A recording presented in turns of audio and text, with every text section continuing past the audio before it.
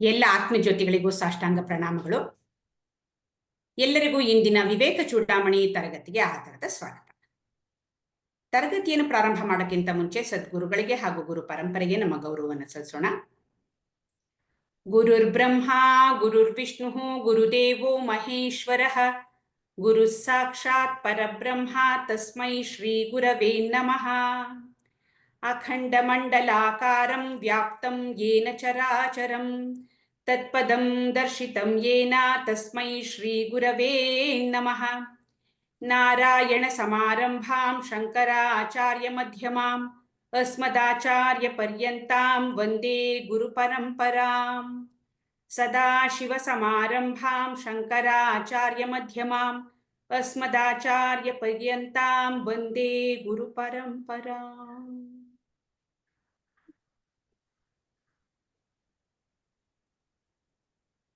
ವಿವೇಕ ಚೂಡಾಮಣಿ 44ನೇ ವಿಡಿಯೋಗೆ ಬಂದಿದ್ದೀವಿ. ಇದರಲ್ಲಿ ಮೊದಲನೇ ಪ್ರಶ್ನೆ ಕಲ್ಪನಾ ಅವ್ರಿಗೆ. ಕೇಳಿಸ್ಕೊಂಡಿದ್ದೀರಾ ಅಲ್ವಾ? ಓಕೆ. ಜ್ಞಾನಿಯ ಸಮದರ್ಶನ ಎಂದರೇನು? ಅದು ಸಾಧ್ಯವಾಗುವುದು ಹೇಗೆ? ನಾನು ಕೇಳಿಲ್ಲ ವಿಡಿಯೋ, ಬಟ್ ಓಕೆ, ಎಲ್ಲ ಸುಮ್ಮನೆ ಜನರಲ್ ಆಗಿ ಹೇಳಿ, ಪರವಾಗಿಲ್ಲ.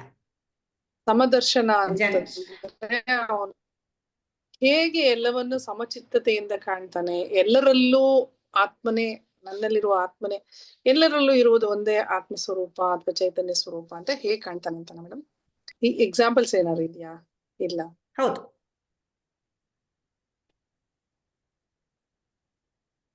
ಅಲ್ಲ, ಎಕ್ಸಾಂಪಲ್ ಇದ್ರೆ ಹೇಳ್ಬೋದು.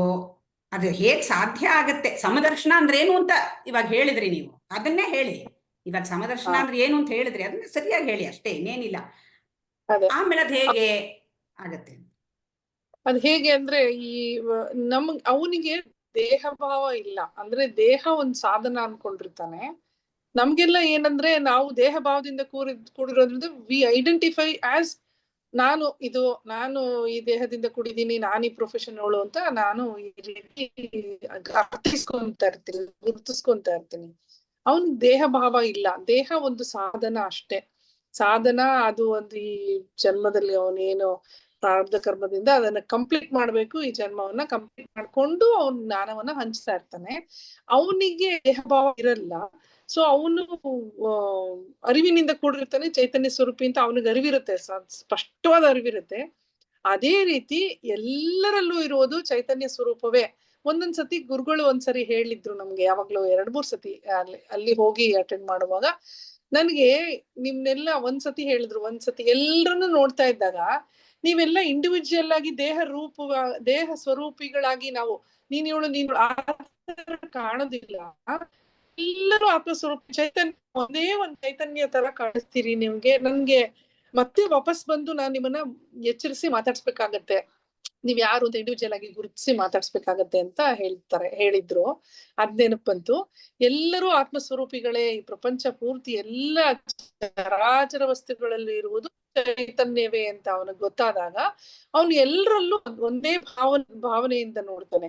ಇವ್ರು ದೊಡ್ಡವರು ಚಿಕ್ಕವರು ಅಂತ ಆಗ್ಲಿ, ಅಥವಾ ಅವರು ಕೆಟ್ಟವರು ಒಳ್ಳೆಯವರು ಅಂತ ಆಗ್ಲಿ, ಯಾವ ಕ್ಯಾರೆಕ್ಟರ್ಸ್, ಅವೆಲ್ಲ ಕ್ಯಾರೆಕ್ಟರ್ಸ್, ಅವೆಲ್ಲ ಒಂದು ಪಾತ್ರ, ಒಂದು ಅಭಿನಯದ ಒಂದು ಪಾತ್ರ ಅಂತ ಅವನು ಮಾತ್ರ ಎಲ್ಲರಲ್ಲೂ ದೈವ ಸ್ವರೂಪವನ್ನೇ, ಅಂದ್ರೆ ಆತ್ಮ ಸ್ವರೂಪವನ್ನೇ ಕಾಣ್ತಾನೆ ಅಂತ ಅನ್ಕೊಂತೀನಿ ಮೇಡಮ್. ಕರೆಕ್ಟ್ ಆಗಿದೆ, ಸರಿಯಾಗಿದೆ, ಏನು ಬಿಟ್ಟೋಗಿದ್ದೇನು ಇಲ್ಲ, ಸರಿಯಾಗಿ ಹೇಳಿದ್ದೀರಿ. ಎರಡನೇ ಪ್ರಶ್ನೆ ಉಮಾ ಅವ್ರಿಗೆ. ಭಗವದ್ಗೀತೆಯ 5ನೇ ಅಧ್ಯಾಯ 18ನೇ ಶ್ಲೋಕ ಜ್ಞಾನಿಯ ಸಮದರ್ಶನದ ಬಗ್ಗೆ ಯಾವ ರೀತಿ ವಿವರಣೆ ಕೊಡುತ್ತೆ? 2 ಶ್ಲೋಕಗಳನ್ನ ನಮ್ಗೆ ಹೇಳ್ತಾರೆ. ಒಂದು, ತ್ರೈಗುಣ್ಯ ವಿಷಯ ವೇದ ನಿಸ್ತೈಗುಣ್ಯ ಭವಾರ್ಜುನ ಅಂತ ಹೇಳಿ, ನಿರ್ದ್ವಂದ್ವ ನಿತ್ಯ ಸತ್ವತ್ವ ಯೋಗಿನ ಅಂತ ಹೇಳಿ ಅದು ಒಂದು ಶ್ಲೋಕ ಇದೆ. ಅಂದ್ರೆ ಈ ಪ್ರಕೃತಿ ಆಗಿರುವಂಥದ್ದೇ 3 ಗುಣಗಳಿಂದ, ಸತ್ವ ರಜಸ್ ತಮಸ್ಸಿಂದ ಆಗಿರುವಂಥದ್ದು ಪ್ರಕೃತಿ.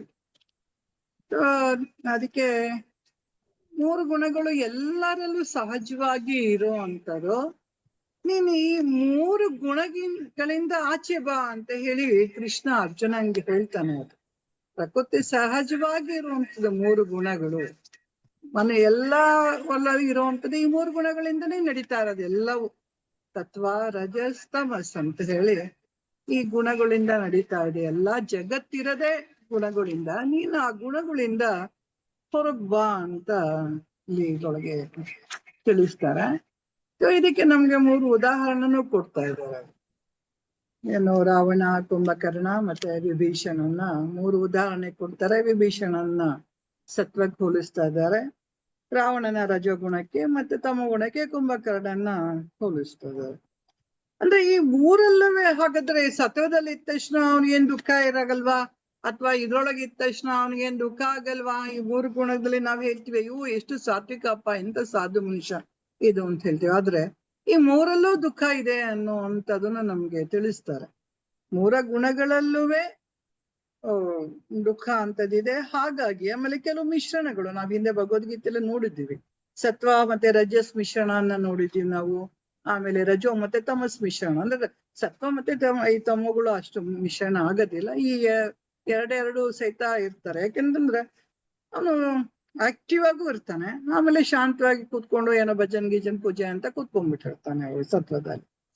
ಮತ್ತೆ ರಜೋದಲ್ಲಿ ಇರ್ತಾನೆ, ಮತ್ತೆ ಸತ್ವದಲ್ಲಿ ಇರ್ತಾನೆ. ನಾವೇ ಒಂದ್ಸಲಿ ಸುಮ್ಮನೆ ಉದಾಹರಣೆ ಹೇಳ್ಬೋದು, ಅವ್ನ್ ನಿಂತ್ರೆ ಆಳಲ್ಲಪ್ಪ ಅಂತೀವಿ ನಾವು. ಸಮರ್ಥನೆ ಇರ್ತಾನೆ, ಆದ್ರೆ ನಿಂತ್ರೆ ಮಾತ್ರ ಆ ರಜೋದಲ್ಲಿ ಅಷ್ಟು ಆಕ್ಟಿವ್ ಆಗಿ ಮಾಡುವಂತ ಜನಗಳು ಇದ್ದಾರೆ. ಇಲ್ಲ ಅಂದ್ರೆ ಸೋಮಾರಿ ತರ ನಿದ್ದೆ ಮಾಡುವಂತರದಿದೆ. ಈ ಮಿಶ್ರಣಗಳು ಸಹಿತ ಗುಣಗಳಲ್ಲಿ ಮಿಶ್ರಣಗಳಿಗೂ ಇರುತ್ತೆ. ಇಂಡಿವಿಜುವಲ್ ಆಗಿ ಅಂತಂದ್ರೆ ಕೆಲವ್ರಿಗೆ ಸಾತ್ವಿಕತೆಯೇ ಜಾಸ್ತಿ ಇರುತ್ತೆ, ರಜೋ ತಮ ಗುಣಗಳು ಇದ್ದೆ. ತಮೋ ಅಂತೂ ಎಲ್ರಿಗೂ 3 ಇದ್ರೊಳಗೂ ಕಂಪಲ್ಸರಿ ಇದ್ದೇ ಇರುತ್ತೆ. ಯಾಕೆಂದ್ರೆ ನಾವು ನಿದ್ದೆ ಮಾಡ್ಬೇಕಾದಾಗ ತಮಸ್ಸು ನಮ್ಗೆ ಇದ್ದೇ ಇರ್ಬೇಕು, ಅದು ಇಲ್ದೇರೆ ನಾವು ನಿದ್ದೆ ಮಾಡಕ್ ಆಗೋದಿಲ್ಲ. ಸೊ ಹಾಗಾಗಿ ಪ್ರಪೋರ್ಷನೇಟ್ ರೇಷಿಯೋಗಳು ರಜೋದಲ್ಗೆ ಅವನು ರಜೋನೇ ಮೇಜರ್ ಆಗಿರುತ್ತೆ, ಇನ್ನು ಸತ್ವ ಮತ್ತೆ ತಮೋ ಕಡಿಮೆ ಇರುತ್ತೆ. ಆತರ ತಮೋ ಗುಣದಲ್ಲಿ ಅಂತ ಅವನಿಗೆ ತಮಸ್ಸೇ ಅವನಿಗೆ ಮೇಜರ್ ಆಗಿರುತ್ತೆ. ಇನ್ನು ಸತ್ವ ಎಲ್ಲ ಬರೋದೇ ಇಲ್ಲ. ಅವನು ಒಂದ್ ಸ್ವಲ್ಪ ತನ್ಗೇನಾದ್ರು ಹೊಟ್ಟೆ ಪಡೆಗೋಸ್ಕರ ಏನೋ ರಜೋಗುಣ ಬರ್ಬೋದೇನೋ ಅಷ್ಟೇ ಹೊತ್ತು ಸತ್ವ ಅನ್ನೋದು ಅವನಿಗೆ ತುಂಬಾ ಕಡಿಮೆ ಇರುತ್ತೆ ಅವನಿಗೆ ತರೋದು. ಸೊ ಇದ್ರೊಳಗೆ ಏನಾಗುತ್ತೆ, ಗುಣಗಳು ಮಿಶ್ರಣದಿರುತ್ತೆ. ಇಲ್ಲಿ ನಾವು ಇನ್ನೊಂದು ನೋಡ್ಬೋದು, ಇದ್ರೊಳಗೆ ಒಬ್ರನ್ನ ನೋಡಿದ್ರೆ ನಮ್ಗೆ ಎಷ್ಟೊಂದ್ಸಲಿ ನಮಗೆ ಸಹಜವಾಗಿ ಗೊತ್ತಾಗುವಂಥದ್ದು, ನಾವು ಏನೋ ನಮಗ್ ಗೊತ್ತಿರಲ್ಲ, ನೋಡಿದ ತಕ್ಷಣ ಅವ್ರು ಏನೋ ಒಂದು ಅಟ್ರಾಕ್ಷನ್ ಆಗ್ತಾರೆ ನಮ್ಗೆ, ಅವ್ರ ಬಗ್ಗೆ ತುಂಬಾ ಇಷ್ಟ ಆಗತ್ತೆ ನಮ್ಗೆ. ಹೋಗ್ತೀವಿ, ಮಾತಾಡ್ತೀವಿ, ಎಲ್ಲ ಮಾಡ್ತಾ ಇರ್ತೀವಿ. ಇನ್ ಕೆಲವು ವ್ಯಕ್ತಿಗಳು ಪಾಪ ಅವ್ರು ಏನೂ ಮಾಡಿರಲ್ಲ. ಇದು ನಮ್ ಜೀವನದಲ್ಲಿ ನಮ್ಗೆಲ್ಲ ತುಂಬಾ ಅನುಭವ ಆಗ್ತಾ ಇರುತ್ತೆ. ಅವ್ರು ನೋಡಿದ್ರೆ ಏನೋ ಇಷ್ಟ ಆಗಲ್ಲ, ನಮ್ಗೆ ಏನೋ ಕಿರಿಕಿರಿ ಅನ್ಸ್ಬಿಡತ್ತೆ. ಪಾಪ ಅವರಲ್ಲಿ ಯಾವ ಇದು ಇರಲ್ಲ. ನನ್ನ ಮನಸ್ಸಿನ ಭಾವನೆಗಳು, ನನ್ನಲ್ಲಿ ಇರುವಂತ ಗುಣ ಸ್ವಭಾವಗಳಿಂದ ನಾವೇನ್ ಮಾಡ್ತೀವಿ, ರಾಗ ದ್ವೇಷ ಈ ತರದೆಲ್ಲ ನಾವೇ ನಮ್ಮ ಕಲ್ಪನೆಯಲ್ಲಿ ನಾವು ಮಾಡ್ಕೊಂಡಿರ್ತೀವಿ. ಆದ್ರೆ ಈ ಜ್ಞಾನಿ ಅಂತ ಬಂದಾಗ ಅವನು 3 ಗುಣಗಳಿಂದ ಈಚೆ ಬಂದಿರ್ತಾನೆ ಅಂತ ಹೇಳ್ತಾ ಇದ್ವಿ ನಾವು. ಹಾಗಾದ್ರೆ ಈಚೆ ಬಂದಿದ್ದಾನೆ ಅಂದ್ರೆ ಏನು? ಅವನಿಗೆ ಈ ಸೃಷ್ಟಿ ಪ್ರಕೃತಿಲಿರೋದು 3 ಗುಣಗಳ ಆಟ ನಡೀತಾ ಇರೋದು. ಈ ಜನಗಳ ವೈವಿಧ್ಯತೆ ಏನೇನಿದೆ, ಈ ದುಃಖಕ್ಕೆ ಎಲ್ಲ ಕಾರಣನೂ ಈ ಒಂದು 3 ಗುಣಗಳ ಆಟ ಇದು ಅಂತ ಹೇಳಿ ಅವನಿಗೆ ಸ್ಪಷ್ಟ ಜ್ಞಾನ ಬಂದಿರತ್ತೆ. ಹಾಗಾಗಿ ಅವನು ಏನ್ ಮಾಡ್ತಾನೆ, ಯಾರು ಬರ್ಲಿ ಏನ್ ಮಾಡ್ಲಿ, ಅವ್ರ ಹತ್ರ ಏನ್ ಬೇಕೋ ಅಷ್ಟು ಮಾತ್ರ ವ್ಯವಹಾರ ಮಾಡ್ಕೊಂಡು ಅವನೇನ್ ಮಾಡ್ತಾನೆ, ತನ್ನ ಪಾಡಿಗೆ ತಾನೆ ಸುಮ್ನಾಗ್ಬಿಡ್ತಾನೆ. ಎಲ್ರಿಗೂ ಸಮಾನವಾಗಿ ಇರ್ತಾನೆ. ಇವನ್ ಹಂಗಪ್ಪ, ಇವನ್ ಮಾತಾಡಿಸ್ಬಾರ್ದು, ಇವನ್ ಈ ತರ ಇವನ್ ಮಾತಾಡಿಸ್ಬೇಕು ಅನ್ನೋ ತರದ್ ಯಾವ ಭಾವನೆಗಳು ಅವನಿರಲ್ಲ. ಅವನು ಏನ್ ಮಾಡ್ತಾನೆ, ಆ ಜೀವಾತ್ಮ ಪರಮಾತ್ಮ ಏಕತ್ವ ಅಲ್ಲಿ ಅರಿವಿನಲ್ಲೇ ಇರೋದ್ರಿಂದ ಅವನಿಗೆ ಇದು ಎಲ್ಲಾನು ಸಮಾನವಾಗಿ ಕಾಣಕ್ ಸಾಧ್ಯ ಆಗತ್ತೆ. ಅವನಿಗೆ ಸಮತ್ವ ಬಂದಿರುತ್ತೆ ಅವನಿಗೆ. ಅದಕ್ಕೆ ನಾವು ಎಲ್ಲರೂ ಈಶ್ವರ ಅಂತ ಹೇಳ್ತಾರೆ. ಎಲ್ಲರನ್ನೂ ಈಶ್ವರ ಇದ್ದಾನೆ ಅಂತ ಹೇಳಿ. ಈಗ ಕಲ್ಪನಾ ಹೇಳಿದಲ್ಲ ಒಂದು ಉದಾಹರಣೆ, ಗುರೂಜಿ ಎಲ್ಲರಲ್ಲೂ ಚೈತನ್ಯನ ಕಾಣುತ್ತಾ ಇದ್ರು ಅಂತ ಹೇಳಿ. ಹಾಗೆ ಅವನೇನ್ ಮಾಡ್ತಾನೆ, ಎಲ್ಲರಿಂದ ಈ 3 ಗುಣಗಳಿಂದ ಮುಕ್ತನಾಗಿರೋದ್ರಿಂದ ಅವನಿಗೆ ಸಮತ್ವ ಬಂದಿರುತ್ತೆ. ಅವನಿಗೆ ಎಲ್ಲರನ್ನೂ ಒಂದಾಗಿ ಕಾಣುವಂತ ಸಮತ್ವ ಬಂದಿರುತ್ತೆ. ಆ ಸಮತ್ವದಲ್ಲಿ ಇರ್ತಾರೆ. ಇಲ್ಲಿ ಇನ್ನೊಂದು ಒಳ್ಳೆ ಉದಾಹರಣೆ ಕೊಟ್ಟಿದ್ದಾರೆ.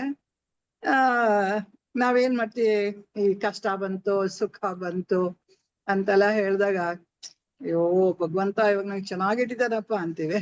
ಇನ್ನೊಂದ್ ಸ್ವಲ್ಪ ಏನಾದ್ರು ಆಯ್ತು ಅಂದ್ರೆ ಅಯ್ಯೋ ಭಗವಂತ ಯಾಕೋ ನನ್ ಪರೀಕ್ಷೆ ಮಾಡ್ತಾ ಇದ್ದಾನೆ, ಬರೀ ಕಷ್ಟಗಳೇ ಕೊಡ್ತಾ ಇದ್ದಾನಪ್ಪ, ಏನ್ ಮಾಡೋದು ಗೊತ್ತಾಗ್ತಾ ಇಲ್ಲ ಅಂತ ಹೇಳಿ. ಆದ್ರೆ ಇಲ್ಲಿ ನಮ್ಗೆ ಗುರುಜಿ ತುಂಬಾ ಸ್ಪಷ್ಟ ಹೇಳ್ತಾ ಇದ್ದಾರೆ, ನಾವು ಮಾಡಿದ ಕರ್ಮಗಳನ್ನ ನಾವೇ ಅನುಭವಿಸ್ಬೇಕು, ಅದು ಬೇರೆ ಯಾರು ಅನುಭವಿಸಕ್ ಸಾಧ್ಯ ಇಲ್ಲ. ನನಗೆ ಒಳ್ಳೇದ್ ಬಂತ, ಓಕೆ ಪುಣ್ಯ ಫಲ ಬಂತು. ಜ್ಞಾನಿ ಹೇಗೆ ಸಮತ್ವದಿಂದ ನೋಡ್ತಾನೆ ಅಂತ ಹೇಳಿ, ನಮಗೆ ಆ ಸಮತ್ವದಲ್ಲಿ ಇನ್ನೂ ಅಷ್ಟು ನೋಡಕ್ ಆಗಿರಲ್ಲ. ಜ್ಞಾನಿ ಒಳ್ಳೇದ್ ಬಂತ, ಆಯ್ತು ಆಯ್ತು, ನನ್ನ ಪ್ರಾರಬ್ಧದಲ್ಲಿ ಒಳ್ಳೇದಿತ್ತು ಬಂತು ಅಂತೇಳಿ. ಕೆಟ್ಟದ್ದಾಯ್ತಾ, ನಾನೇ ಮಾಡಿದ್ ಯಾವ್ದೋ ಒಂದು ಇದ್ರದ್ದು ತಪ್ಪಿನ ಫಲ ಇದಾಗಿರತ್ತೆ ಅಂತ ಹೇಳಿ ಅವನು ಅದನ್ನ ಎರಡನ್ನೂ ಸಮಾನವಾಗಿ ತೋಳ್ತಾನೆ ಅವನು. ಇದಕ್ಕೆ ಇನ್ನೊಂದು ಉದಾಹರಣೆ ಕೊಡ್ತಾರೆ. ಈ ಕರ್ಮ ಅನ್ನೋದು ಒಂದು ಪೋಸ್ಟಲ್ ವ್ಯವಸ್ಥೆ ಅಂತ ಹೇಳಿ. ಆ ಪೋಸ್ಟಲ್ ವ್ಯವಸ್ಥೆಯಲ್ಲಿ ಭಗವಂತ ತಪ್ಪಿನೋ ರಾಂಗ್ ಅಡ್ರೆಸ್ಗೆ ಅವನು ಪೋಸ್ಟ್ ಮಾಡೋದೇ ಇಲ್ಲ, ಕರೆಕ್ಟ್ ಅಡ್ರೆಸ್ಗೆ ಕರೆಕ್ಟ್ ಆಗಿ ಪೋಸ್ಟ್ ಮಾಡಿ ಹುಡ್ಕೊಂಡ್ ಬಂದು ಕೊಡ್ತಾನೆ. ಹಾಗಾಗಿ ಅದು ನಮ್ಗೆ ಸುಖ ದುಃಖ ಪಾಪ ಆಗ್ತಾ ಇರತ್ತೆ ಅಂತ ಹೇಳಿ. ಅದು ಅಡ್ರೆಸ್ ನಾನೇ ಹಾಕೊಂಡಿರೋ ಅಡ್ರೆಸ್, ಪರ್ಮನೆಂಟ್ ಅಡ್ರೆಸ್ನ ನಾವೇ ಕೊಟ್ಕೊಂಡಿದೀವಿ. ನಾವು ನಮ್ಮ ಅಡ್ರೆಸ್ನ ಇಂಥವ್ರು ಹಿಂಗೆ ಅಂತ ನಾವು ನಮ್ಮಲ್ಲಿ ಹೇಗೆ ಬೇರೆ ಯಾವ ಕೇಳಿದ್ರು ನಿನ್ನ ಹೆಸರೇನು ಅಂತ, ಅಥವಾ ನನ್ನ ಹೆಸರು ಹೋಗಿದ ತಕ್ಷಣ ಅಂತ ಹೇಳ್ತಾ ಇರ್ತೀವಿ ನಾವು. ಅಂತ ಪರ್ಮನೆಂಟ್ ಅಡ್ರೆಸ್ ನಾವು ಇಟ್ಕೊಂಡಿರ್ತೀವಿ. ಹಾಗಾಗಿ ಅವನು ಜ್ಞಾನಿ. ಪ್ಲಸ್ ಇಲ್ಲಿ ಇನ್ನೂ ಒಂದು ಶ್ಲೋಕ ಹೇಳ್ತಾರೆ, ಸುಖೇಶು ನಂಗದೇನು ಒಂದ್ಸರಿ ತಕ್ಷಣ ಬರೋದೇ ಇಲ್ಲ ಪದ್ಯ ಹೇಳಕ್ಕೆ. ವೀತರಾಗ ಅನುದ್ವಿಗ್ನ ಮನಃ ದುಃಖೇಷು ವಿಗತ ಸ್ಪೃಹ ವೀತರಾಗ ಭಯಕ್ರೋಧ ಸಮಧಿ ಉಚ್ಯತೆ ಅಂತ ಹೇಳಿ ಉಚ್ಯತೆ ಅಂತ. ಅದು 2 ಲೈನ್ ಬರುತ್ತೆ, ಮೊದಲನೇಲಿ ಯಾವಾಗ್ಲೂ ನಂಗೆ ಒಂದ್ ಸ್ವಲ್ಪ ತಡಿತಾ ಇರುತ್ತೆ. ಸೊ ಹಾಗಾಗಿ ಅವನು ಕಷ್ಟ ಬಂತು ಅಂತಾನೂ ಅವನು ಕುಗ್ಗಕ್ ಹೋಗೋಲ್ಲ, ನಂಗೆ ಯಾಕೆ ಕಷ್ಟ ಬಂತು ಅಂತಾನು ಕೇಳಕ್ ಹೋಗೋಲ್ಲ. ಅವನು ಬಂತ ಸುಖ ಬಂದಿದೆ ಎಂಜಾಯ್ ಮಾಡು ಅಂತ ಹೇಳ್ಬಿಟ್ಟು ಎರಡರೊಳಗು ಅವನೇನ್ ಮಾಡ್ತಾನೆ, ಸಮನವಾಗಿ ಅವನು ಕಾಣ್ತಾ ಇರ್ತಾನೆ ಅಂತ ಹೇಳಿ. ಅದ್ರೊಳಗೆ ವಿದ್ಯಾ ವಿನಯ ಸಂಪನ್ನೆ ಬ್ರಾಹ್ಮಣೆ ಗವಿಹಸ್ತಿನಿ ಶುನಿಚೈವ ಶುಕ ಶ್ರಪಾಕೇಚ ಪಂಡಿತ ಸಮದರ್ಶಿನಃ ಅಂತ ಹೇಳಿ ಇನ್ನೂ ಒಂದೊಂದು ಉದಾಹರಣೆ ಕೊಡ್ತಾ ಇದ್ದಾರೆ. ಏನಂದ್ರೆ ಎಲ್ಲವೂ ನಾಮರೂಪಗಳಿಂದ ನಾವು ಯಾವಾಗ ಬೇರೆ ಮಾಡ್ಕೊಂಡು ನೋಡ್ತೀವಿ, ನಾಮರೂಪಗಳಿಂದ ಬಂದಾಗ ಅಂದ್ರೆ ಎಲ್ಲ ಪ್ರಪಂಚ ಇರೋದೇ ನಾಮರೂಪಗಳಿಂದನೇ ಇರೋದು ಪ್ರಪಂಚ, ಅದು ಬಿಟ್ರೆ ಬೇರೆ ಇಲ್ಲ. ನಾವೇನ್ ಮಾಡ್ತಾ ಇದೀವಿ, ಅಸ್ತಿತ್ವನ ಬಿಟ್ಬಿಡ್ತಾ ಇದೀವಿ, ನಾಮರೂಪಗಳನ್ನ ಹಿಡ್ಕೊಳ್ತಾ ಇದೀವಿ.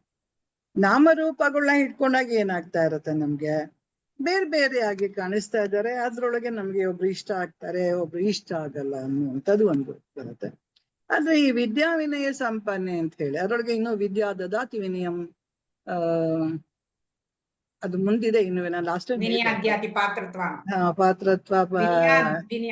ಪಾತ್ರತ್ವಾನ್ ಧನವಾಪ್ನೋತಿ ಧನಾತ್ ಧರ್ಮಂ ಧರ್ಮೇ ಸತ್ವಸುಖಂ ಅಂತ. ಕರೆಕ್ಟ್. ಅದು ಇವತ್ ಮಾಡಿದ್ ನೋಟ್ಸ್ ಅದಕ್ಕೆ ಹೋಗಿಲ್ಲ, ಮೊದ್ಲೇ ಮಾಡಿದ್ರೆ ಅದೆಲ್ಲ ಪಕ್ಕದ ಸೈಡ್ ಅಲ್ಲೆಲ್ಲ ಬಂದಿರ್ತಾ ಇತ್ತು. ಹಾಗಾಗಿ ವಿದ್ಯೆ ಬಂದ್ರೆ ಅಂದ್ರೆ ಜ್ಞಾನ ಬಂದ್ರೆ ಅದರೊಳಗೆ ವಿನಯನು ಬರುತ್ತೆ ಅಂತ ನಾವು ಹಿಂದೆ ಡಿಸ್ಕಸ್ ಮಾಡಿದೀವಿ.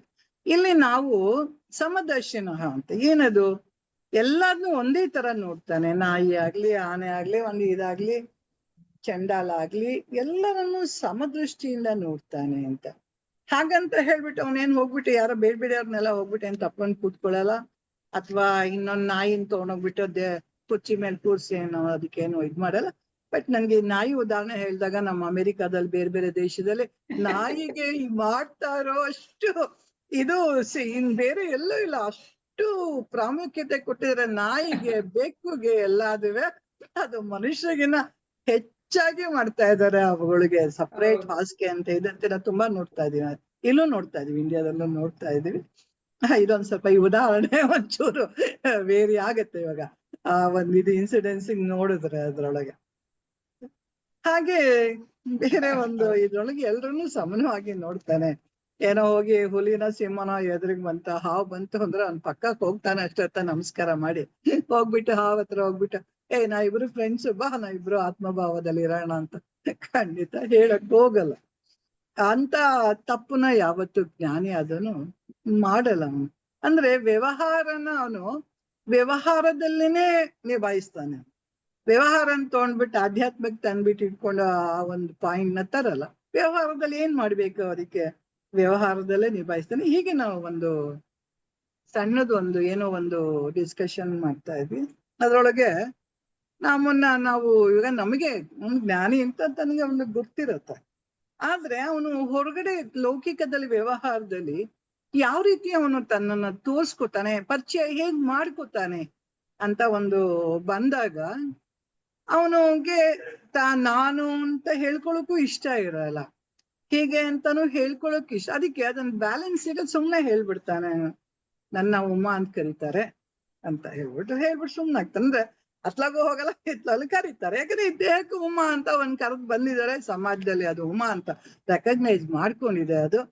ಹಾಗಾಗಿ ಏನದು ನನ್ನ ಉಮಾ ಅಂತ ಕರೀತಾರೆ ಅಂತ ಹೇಳ್ಬಿಟ್ಟು ಏನ್ ಮಾಡುತ್ತೆ ಸುಮ್ನೆ. ಯಾಕಂದ್ರೆ ನನ್ನ ಹೆಸರು ಉಮಾ, ನಂದಿದು ಅಂತ ಹೆಚ್ಚು ಐಡೆಂಟಿಫಿಕೇಶನ್ಸ್ ಹೋಗೋದಿಲ್ಲ ಅವರು. ವೇಗಾಗಿ ಹೇಳ್ಬಿಟ್ಟು ನನ್ನ ಈ ತರ ಕರೀತಾರೆ, ನನ್ ವೃತ್ತಿ ಏನೋ ಡಾಕ್ಟ್ರೋ ಏನೋ ವೃತ್ತಿ ಇದೆ ನಂದು ಅಂತ ಒಂದು ಹೇಳ್ಕೊತಾರೆ ಅಷ್ಟೇ ಹೊರತು ಅದನ್ನ ಜೋಡಿಸ್ಕೊಳಕ್ಕೆ ಹೋಗಲ್ಲ ಅವರು. ವ್ಯವಹಾರದಲ್ಲಿ ತುಂಬಾ ಸೂಕ್ಷ್ಮವಾಗಿ ಅವರು ವ್ಯವಹರಿಸ್ತಾರೆ ಅಂತ ಹೇಳೋವಂಥದ್ದು. ಇದ್ರೊಳಗೆ ಅವನು ಯಾವಾಗ್ಲೂ ಇಷ್ಟ ಅನಿಷ್ಟಗಳಿಂದ ಇದು ತುಂಬಾ ಪ್ರತಿ ಸಲ ಅದೇ ರಿಪೀಟ್ ಆಗತ್ತೆ. ಇಷ್ಟ ಅನಿಷ್ಟಗಳಿಲ್ಲ ಅವನಿಗೆ ವ್ಯವಹಾರದಲ್ಲಿ. ಅದ್ ಬಂತು, ಸುಖ ಪಡ್ತಾ ಇದೀನಿ, ಖುಷಿ ಆಗ್ತಾ ಇದೆ, ಇದ್ ಬರ್ಲಿಲ್ಲ ನಂಗೆ ಅನ್ನೋಂತ ಯಾವ ಭಾವ ಇಲ್ಲ. ಏನ್ ಮಾಡ್ಬೇಕು ಅದನ್ನ ಆ ಸಂದರ್ಭಕ್ಕೆ ಹೇಗೆ ರಿಯಾಕ್ಟ್ ಮಾಡ್ಬೇಕು ಅದನ್ನ ಮಾಡ್ಕೊಂಡು ಹೋಗ್ತಾರೆ. ಅವ್ನಿಗೇನ್ ಕೋಪ ಬರಲ್ಲ ಅಂತಿಲ್ಲ, ಖಂಡಿತ ಬರುತ್ತೆ ಕೋಪ. ಅಂದ್ರೆ ಅದನ್ನ ಹೆಚ್ಚಾಗಿ ಅವ್ರು ಏನು ತಗೊಳಲ್ಲ, ಆ ಕ್ಷಣಕ್ಕೆ ರಿಯಾಕ್ಟ್ ಮಾಡ್ತಾರೆ. ಯಾಕಂದ್ರೆ ಆ ಕೋಪನು ಒಳ್ಳೇದಾಗ್ಲಿ ಅಂತ ಇರತ್ತೆ ಅಷ್ಟೇ ಹೊರತು ಅವನ್ನ ದ್ವೇಷದಿಂದ ಕೋಪ ಮಾಡ್ಕೊಂಡಿರಲ್ಲ ಅವರು. ಹಾಗೆ ಇಲ್ಲಿನೊಂದು ಉದಾಹರಣೆ ಹೇಳ್ತಾರೆ, ರಾಜಸೂಯ ಯಾಗದ ಬಗ್ಗೆ ಒಂದು ಉದಾಹರಣೆ ಹೇಳ್ತಾರೆ. ಏನಂದ್ರೆ ಎಲ್ಲಾ ರಾಜರುಗಳು ಸೇರಿರ್ತಾರೆ ರಾಜಸೂಯ ಯಾಗದಲ್ಲಿ. ಅವಾಗ ಅಗ್ರ ಪೂಜೆ ಯಾರಿಗೆ ಮಾಡ್ಬೇಕು ಅಂತದ್ದು ಇದೆಲ್ಲ ಕತೆ ಎಲ್ರಿಗೂ ಗೊತ್ತಿರೋ ಅಂತದೆ. ಆವಾಗ ಏನಾಗತ್ತೆ, ಸರಿ ಹೋಗ್ಲಿ ಒಂದ್ ಕೆಲ್ಸ ಮಾಡೋಣ, ಕೃಷ್ಣನ್ಗೆ ಇಟ್ಬಿಡೋಣ, ಕೃಷ್ಣ ಆದ್ರೆ ಗೊಲ್ಲ, ಅವನೇನ್ರ ಇದೆಲ್ಲ ರಾಜ ಆಗಿರಲ್ಲ, ಹಾಗಾಗಿ ಅವನ್ಗೆ ಮಾಡ್ಬಿಡೋಣ ಅಂತ ಕೂತಾಗ ಶಿಶುಪಾಲ ಬರ್ತಾನೆ. ಶಿಶುಪಾಲ ಬಂದ್ ಸಿಕ್ಕಾಬಟ್ಟೆ ಬಾಯಿ ಬಂದಂಗೆಲ್ಲ ಬೈತಾನೆ. ಕೃಷ್ಣ ಎಲ್ಲವನ್ನೂ ಸಹಿಸ್ಕೊಂಡಿರ್ತಾನೆ. ಅದು ಮುಂದೆ ಬೇರೆ ಕತೆ ಬ್ಯಾಕ್ ಗ್ರೌಂಡ್ ಇರುತ್ತೆ. ಆಮೇಲೆ ಲಾಸ್ಟಿಗೆ ಅವನ್ನೇ ತಪ್ಪು ಮಾಡಿದ್ಯಾ ನೀನು ಅಂತ ಅವನ್ನ ಸಾಯಿಸೋದು ಬೇರೆ ಆಗಿರುತ್ತೆ. ಅಂದ್ರೆ ಪ್ರತಿ ಒಂದು ಜ್ಞಾನಿಗೆ ಯಾವಾಗ್ಲೂ ಅವನು ಪೂರ್ಣತ್ವದಲ್ಲೇ ಇರ್ತಾನೆ ಅಷ್ಟು ಹೊತ್ತುವೆ. ಈ ತರ ಯಾವ್ದಕ್ಕೂ ಹೆಚ್ಚಿನ ರಿಯಾಕ್ಟ್ ಮಾಡಲ್ಲ ಅವನು, ಯಾವ್ದಕ್ಕೂ ತನ್ನ ಒಂದು ಇದನ್ನ ತೊಡಗಿಸ್ಕೊಳ್ಳಲ್ಲ ಅನ್ನುವಂಥದ್ದು ನಾವು ಪ್ರತಿ ಸಲ ಗಮನಿಸ್ಬೇಕಾಗಿರೋದು ಒಂದು ಅಂಶ. ಅದು ಅವನು ಯಾವಾಗ್ಲೂ ಪೂರ್ಣತ್ವದಲ್ಲೇ ಇರ್ತಾನೆ. ಅವನು ತನ್ನ ಒಂದು ಮೆಂಟಲ್ ಬ್ಯಾಲೆನ್ಸ್ ಅಂದ್ರೆ ಈಕ್ವಾನಿಮಿಟಿ, ತನ್ನ ಸಮತ್ವನ ಅವನು ಕಳ್ಕೊಳ್ಳಕ್ಕೆ ಹೋಗೋದೇ ಇಲ್ಲ. ಅವನು ಅಷ್ಟು ಪ್ರಶಾಂತವಾಗಿ ಇರ್ತಾನೆ ಅನ್ನುವಂಥದ್ದನ್ನ ನಾವು ಇದ್ರೊಳಗೆ ಎಲ್ಲಾ ಇಡೀ ಟಾಕಲ್ಲಿ ಅದೊಂದೇ ವಿಷಯ, ಮೇನ್ ವಿಷಯ ಬರೋದು ಪೂರ್ಣತ್ವ. ಅವನು ಹೇಗೆ ಕಾಪಾಡ್ಕೊಳ್ತಾನೆ ಎಂತೆಂತ ಸಿಚುಯೇಷನ್ ಅಲ್ಲಿ ಅನ್ನೋದನ್ನ ನಾವು ಬೇರೆ ಬೇರೆ ಉದಾಹರಣೆ ಮೂಲಕ ನಾವು ಇದನ್ನ ಇಲ್ಲಿ ತಿಳ್ಕೊತಾ ಇದೀವಿ. 3 ಗುಣಗಳ ಆಟ ಹೇಗಿರುತ್ತೆ, ಆ ವ್ಯಕ್ತಿಗಳು ಹೇಗಿರ್ತಾರೆ ಅನ್ನುವಂಥದ್ದನ್ನ ಇದು ನಾವು ಹಿಂದೆನೂ ಸಹಿತ ಗುಣತ್ರಯ ವಿಭಾಗದಲ್ಲಿ ಇದನ್ನ ತುಂಬಾ ಡೀಟೇಲ್ ಆಗಿ ಡಿಸ್ಕಸ್ ಮಾಡಿದ್ವಿ ನಾವು ಈ ವಿಷಯಗಳನ್ನೆಲ್ಲ. ಆಯ್ತಾ ಮೇಡಮ್, ಇನ್ನು ಮುಂದಕ್ಕೆ ಹೋಗ್ತಾ ಇರ್ತೀನಿ. ನಿಂಗೆ ಬೇಡ ಬೇಡ ಬೇಡ ಬೇಡ ಬೇಡ ಬೇರೆ ನಿಲ್ಲಿಸ್ತಾ ಇದ್ದೀನಿ ಮೇಡಮ್, ಅರಸರು ಅಂದ್ರೆ ಏನು? ಏನಮ್ಮ? ಅರಸರು ಅರಸರುನ ಧರ್ಮರಾಜರು. ಆ ಅರಸರು ಅರಸರು ಅಂದ್ರೆ ರಾಜರು ಅಂತ. ರಾಜ, ಅರಸ ಅಂದ್ರೆ ಕಿಂಗ್. ಮೇಡಮ್ ಇಲ್ಲಿ ಮುಂದಿನ ಪ್ರಶ್ನೆ ಕಲ್ಯಾಣಿಯವ್ರಿಗೆ. ಕಥೆನೇ ಮೇಡಮ್. ನನ್ ಸಮುದ್ರ ಸ್ನಾನ ಮಾಡುವುದರ ಹೇಳಿ. ಹೇಳಿ. ಈಗ 3 ಗುಣಗಳು, ತಮಸ್ಸು, ರಜಸ್ಸು ಮತ್ತೆ ಸತ್ವ ಗುಣಗಳಿಂದ ಎಲ್ಲ ನಾವು ಕ್ರೀಚರ್ಸ್ ಎಲ್ಲಾರು ಇದೀವಿ. ಅದು ರೇಷಿಯೋ ಚೇಂಜಸ್ ಆಗುತ್ತೆ. ನಾನೀ ಗುಣಾತೀತ, ಈ 3 ಮೀರಿದವನು, ಈ 3 ಗುಣಗಳನ್ನ ಮೀರಿದವನು ಅವನು ಅಂತ ಹೇಳ್ತೀವಿ. ಆದ್ರೆ ಅವನು ಈ ದೇಹ ಹೊತ್ಕೊಂಡು ಈ ವ್ಯವಹಾರ ಪ್ರಪಂಚದಲ್ಲಿ ಇರ್ಬೇಕಾದ್ರೆ ಈ 3 ಗುಣಗಳಿಂದನೇ ಅವನು ವ್ಯವಹಾರ ಮಾಡ್ಲೇಬೇಕು. ಈ ಗುಣಗಳಿಲ್ಲದ್ರೆ ಇರಕ್ಕೆ ಆಗಲ್ಲ ಅಲ್ವಾ? ಅತೀತ ಅಂತ ಹೇಗ್ ಅನ್ಸ್ಕೊಳ್ತಾನೆ? ಅದೇ ಅತೀತ ಅಂದ್ರೆ ಅವನಿಗೆ ಸ್ಪಷ್ಟವಾಗಿ ಗೊತ್ತು ಈ 3 ಗುಣಗಳು ಯಾವ್ದಕ್ಕೆ ಸಂಬಂಧಪಟ್ಟಿದ್ದು, ಪ್ರಕೃತಿಗೆ ಸಂಬಂಧಪಟ್ಟಿದ್ದು. ನಾನ್ ಪ್ರಕೃತಿ ಅಲ್ಲ, ನಾನ್ ಪುರುಷ ಅನ್ನೋದು ಅವನ ಕ್ಲಾರಿಟಿ ಇರುತ್ತೆ. ಇದರಿಂದ ಅವನು ಅತೀತ ಅಂತಂದ್ರೆ ನಾನು ದೇಹ ಮನಸ್ಸು ಬುದ್ಧಿ ಅಲ್ಲ, ನಾನು ಶುದ್ಧವಾದ ಆತ್ಮಸ್ವರೂಪ ಅನ್ನೋ ತಿಳುವಳಿಕೆ ಇರುತ್ತೆ. ಹಂಗಂತ ದೇಹದಿಂದಲೇ ವ್ಯವಹಾರ ಮಾಡಬೇಕು, ನಿಜ. ದೇಹ ಇಲ್ಲದೆ ಇಲ್ಲಿ ವ್ಯವಹಾರ ಸಾಧ್ಯ ಇಲ್ಲ. ಬಟ್ ಆ ತಿಳುವಳಿಕೆ ಸ್ಪಷ್ಟತೆ ಇರುತ್ತೆ. ಹಂಗಾಗಿ ಅವನು ಅತೀತ ಅಂತ, 3 ಗುಣಗಳಿಂದ ಅತೀತ ಅಂತ. ಕೇಳಿಸ್ತಾ ಇದೆಯಾ?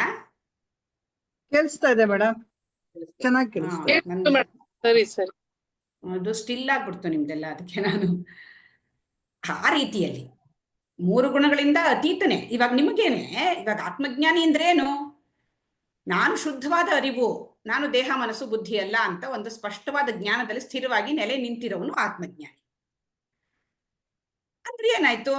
ಇದು ಈ ಗುಣಗಳು ಯಾವುದಕ್ಕೆ ಸಂಬಂಧಪಟ್ಟಿದ್ದು? ಪ್ರಕೃತಿಗೆ ಸಂಬಂಧಪಟ್ಟಿದ್ದು. ಹಾಗಾಗಿ ಪ್ರಕೃತಿ ಅವನಲ್ಲ ಅನ್ನೋ ಒಂದು ಜ್ಞಾನದಲ್ಲಿ ಅವನು ಸ್ಪಷ್ಟವಾಗಿ ನೆಲೆ ನಿಂತಿರೋದ್ರಿಂದ ಅವನು ಗುಣಾತೀತ.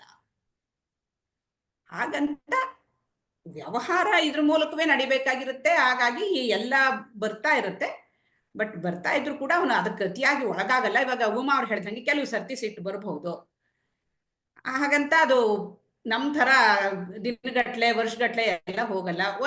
ಸುಮ್ನೆ ಒಂದು ನೀರ್ ಮೇಲೆ ಗೆರೆ ಎಳ್ದಂಗೆ ಒಂಚೂರು ಬರುತ್ತೆ, ಹೋಗುತ್ತೆ. ಆಮೇಲೆ ಎಷ್ಟೋ ಸರ್ತಿ ಹಿಂದೆನೂ ನಾವು ಕೇಳಿದೀವಿ. ನಾನು ಬೇಕಾದ್ರೆ ವಿಡಿಯೋ ಆಫ್ ಮಾಡ್ಕೋತೇನೆ, ಅನ್ಸ್ಟೇಬಲ್ ಇದ್ರೆ ಹಂಗೆ ಮಾತಾಡ್ತೀನಿ.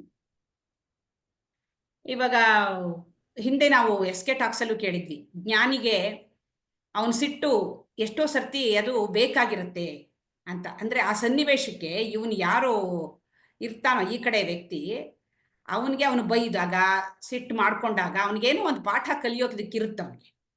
ಹಾಗಾಗಿ ಅದು ಕಲಿಸೋದಕ್ಕೋಸ್ಕರವೇ ಆ ಸಿಟ್ಟನ್ನ ಪ್ರಧಾನವಾಗೇ ಮಾಡ್ಕೊಳ್ತಾನೆ. ನೋಡಿದ್ರೆ ಅಯ್ಯೋ ಇವ್ರಿಗೆ ಎಂತ ಸಿಟ್ಟು ಬಂದಿದೆ, ಏನ್ ಹೀಗೆ ಸಿಟ್ಟು ಮಾಡ್ಕೋತಾರ ಅಂತ ನಾವು ವಿಮರ್ಶೆ ಮಾಡ್ಕೊಳ್ಬಹುದು. ಬಟ್ ಅದು ಕೂಡ ಒಂದು ಕಾರಣಕ್ಕೋಸ್ಕರ ಮಾಡ್ಕೊಂಡಿರ್ತಾರೆ ಅವ್ರಿಗೆ ವೈಯಕ್ತಿಕವಾಗಿ ಏನೂ ಇರಲ್ಲ. ಅವ್ರನ್ನ ಉದ್ಧಾರ ಮಾಡೋದಕ್ಕೋಸ್ಕರವೇ ಎಷ್ಟೋ ಸರ್ತಿ ಮಾಡ್ಕೊತಾರೆ. ಕೆಲವು ಸರ್ತಿ ಗುಣಗಳ ಒಂದು ಆಟದಿಂದನೂ ಬರಬಹುದು. ದೇಹ ಮನಸ್ಸು ಬುದ್ಧಿಗಳ ಮೇಲೆ ಗುಣಗಳ ಆಟದಿಂದಲೂ ಒಂದು ಸ್ವಲ್ಪ ಬರುತ್ತೆ, ಬರಲ್ಲ ಅಂತಲ್ಲ. ಬಟ್ ಇಮ್ಮಿಡಿಯೇಟ್ ಆಗಿ ಅವನಿಗದು ಹಿ ವಿಲ್ ಸೆನ್ಸ್ ಇಟ್. ಆಮೇಲೆ ಅದನ್ನ ಕಂಟ್ರೋಲ್ಗೆ ತಗೊಳಕ್ಕಾಗತ್ತ. ಈಗ ನಮಗೂ ಅವ್ರಿಗೂ ಅಷ್ಟೇ ವ್ಯತ್ಯಾಸ. ನಮ್ ಕಂಟ್ರೋಲ್ಗೆ ತಗೊಳಕ್ಕೆ ಕಷ್ಟಪಡ್ತೀವಿ. ಈಗ ನಿಮ್ಮನ್ನೇ ತಗೊಳ್ಳಿಪ್ಪ, ಇವಾಗ ನೀವು ಮುಂಚೆ ಇದ್ದಷ್ಟು ಎಮೋಷನಲ್ ಆಗಿ ಇದಾಗಿ ಇವಾಗ ಆಕ್ಟ್ ಮಾಡ್ತೀರಾ? ಮಾಡಲ್ಲ. ಮೊದ್ಲಿಗಿಂತ ನಿಮ್ಮಲ್ಲೇ ಎಷ್ಟೊಂದು ಬದಲಾವಣೆ ಬಂದಿದೆ ಅಲ್ವ? ಆ ರೀತಿ ನಮಗೆ ಹಾಗೆ ಪಾಲಿಶ್ ಆಗಿ ಆಗಿ ಆಗಿ ಆಗಿ ಹೋಗುತ್ತೆ ಅವನ ಸ್ಥಿತಿ. ತುಂಬಾ ಮೇರು ಮಟ್ಟದ ಜ್ಞಾನಿಗಳಾದ್ರೆ ಅವ್ರಿಗೆ ತುಂಬಾ ಪೂರ್ತಿ ಕಂಟ್ರೋಲ್ ಇರುತ್ತೆ ಇದ್ರ ಮೇಲೆ. ಸ್ವಲ್ಪ ಸ್ವಲ್ಪ ಕೆಳಗಡೆ ಆದ್ರೆ ಅದು ವೇರಿ ಆಗ್ತಾ ಇರುತ್ತೆ. ನಾವು ಹೇಗೆ ಪಾಲಿಶ್ ಆಗ್ತಾ ಆಗ್ತಾ ಆಗ್ತಾ ಹೋಗ್ತೀವೋ ಅದೇ ತರಹ. ಗುಣಾತೀತ ಅಂತಂದ್ರೆ ಅವ್ನು ಹಾಗಾದ್ರೆ ಇದಕ್ಕೇನು ಸಂಬಂಧನೇ ಇಲ್ಲ, ಅವನು ಒಂದು ಬಂಡೆ ತರ ಇರ್ತಾನೆ ಅಂತ ಏನು ಅಲ್ಲ. ಅದು he knows that I am gunatita. ಮತ್ತೆ ಮೇಡಮ್, ಈ ಪ್ರೊಪೋರ್ಷನ್ಸ್ ಅಥವಾ ರೇಷಿಯೋಸ್ ಹೇಳಿದ್ವಲ್ಲ, ಸತ್ವಗುಣ ರಜಗುಣ ತಮ್ಮ ಗುಣಗಳು ಕೆಲವರಲ್ಲಿ ಹಿಂಗಿರುತ್ತೆ. ಹೌದಾ? ಕೇಳಿಸ್ತಿದ್ಯಾ ಮೇಡಮ್? ಅಲ್ಲ, ಸಾರಿ, ಇನ್ನೊಂದ್ಸರಿ ಹೇಳಿ, ನನಗೆ ಕೇಳಿಸ್ತಿಲ್ಲ. ನಂದು ಈ ತಮೋ ರಜೋ ಸತ್ವಗುಣಗಳು ಪ್ರೊಪೋರ್ಷನ್ಸ್ ಇರ್ತವೆ, ರೇಷಿಯೋಗಳು ಇರ್ತವೆ, ಇರ್ತವೆ. 3 ಗುಣಗಳು ಒಬ್ಬ ವ್ಯಕ್ತಿಯಲ್ಲಿರುತ್ತೆ, ಆದ್ರೆ ಪ್ರೊಪೋರ್ಷನ್ಸ್ ಡಿಫರ್ ಆಗುತ್ತೆ. ಈ ಡಿಫ್ರೆನ್ಸಿಯೇಷನ್ ಏಂತಕ್ ಬೇಕು ಆಕ್ಚುಲ್ ಆಗಿ? ಒಂದ್ ಮನುಷ್ಯನ ಇವಾಗ ನಾವು ಆಧ್ಯಾತ್ಮಿಕ ಸಾಧನೆಗೆ ಬಂದಾಗ ನಮ್ಮನ್ನ ನಾವು ಹೊರೆ ಹಚ್ಕೊಂಡು, ಇವಾಗ ನೀವ್ ಹೇಳ್ದಂಗೆ ಈಗ ನನ್ನಲ್ಲಿ ಕೆಲವು ಎಮೋಷನ್ಸ್, ಕೆಲವು ಸಿಟ್ಟು, ಕೆಲವು ನಾನತ್ವ, ಕರ್ತೃತ್ವ, ಕೆಲವೆಲ್ಲ ಹೋಗ್ತಾ ಹೋಗ್ತಾ ಹೋಗ್ತಾ ನಾನು ಪಾಲಿಶ್ ಆಗಿದ್ದೀನಿ. ಕೆಲವು accept what you cannot and change you can, ಇವೆಲ್ಲವೂ ಅಳವಡಿಸ್ಕೊಳ್ತಾ ಖಂಡಿತ ಸತ್ವಗುಣ ಜಾಸ್ತಿ ಆಗಿದೆ. ಈ ರೀತಿ ನಮ್ಮನ್ನ ಹೊರೆ ಹಚ್ಕೊಂಡು ಅಧ್ಯಾತ್ಮದಲ್ಲಿ ನಾವು ಎಲ್ಲಿ ನಿಂತಿದೀವಿ ಅಂತ ಅಕಸ್ಮಾತ್ ಹಿಂತಿರುಗಿ ನೋಡ್ಕೊಂಡ್ಲಕ್ ಬೇಕಾಗುತ್ತಾ, ಅಥವಾ ಬೇರೆ ಏನಕ್ಕಾರ ಬೇಕಾಗುತ್ತಾ? ಇದು ಇನ್ನೇನಕ್ಕೂ ಬೇಕಾಗಲ್ಲ ಅಲ್ವಾ ಮೇಡಮ್? ಯಾವ್ದು ಬೇಕಾಗೋದು? ಈ ಪ್ರೊಪೋರ್ಷನ್ಸ್ ಅಲ್ಲ, ಪ್ರಪೋರ್ಷನ್ಸು ಪ್ರಕೃತಿಯಲ್ಲಿ ಇದ್ದೇ ಇದೆ. ಅದು ನೀವು ಬೇಕಾಗುತ್ತಾ ಬೇಕಾಗಲ್ವಾ ಅಂತ ನೀವು ಯು ಕೆನಾಟ್ ಕ್ವೆಶ್ಚನ್ ಇಟ್.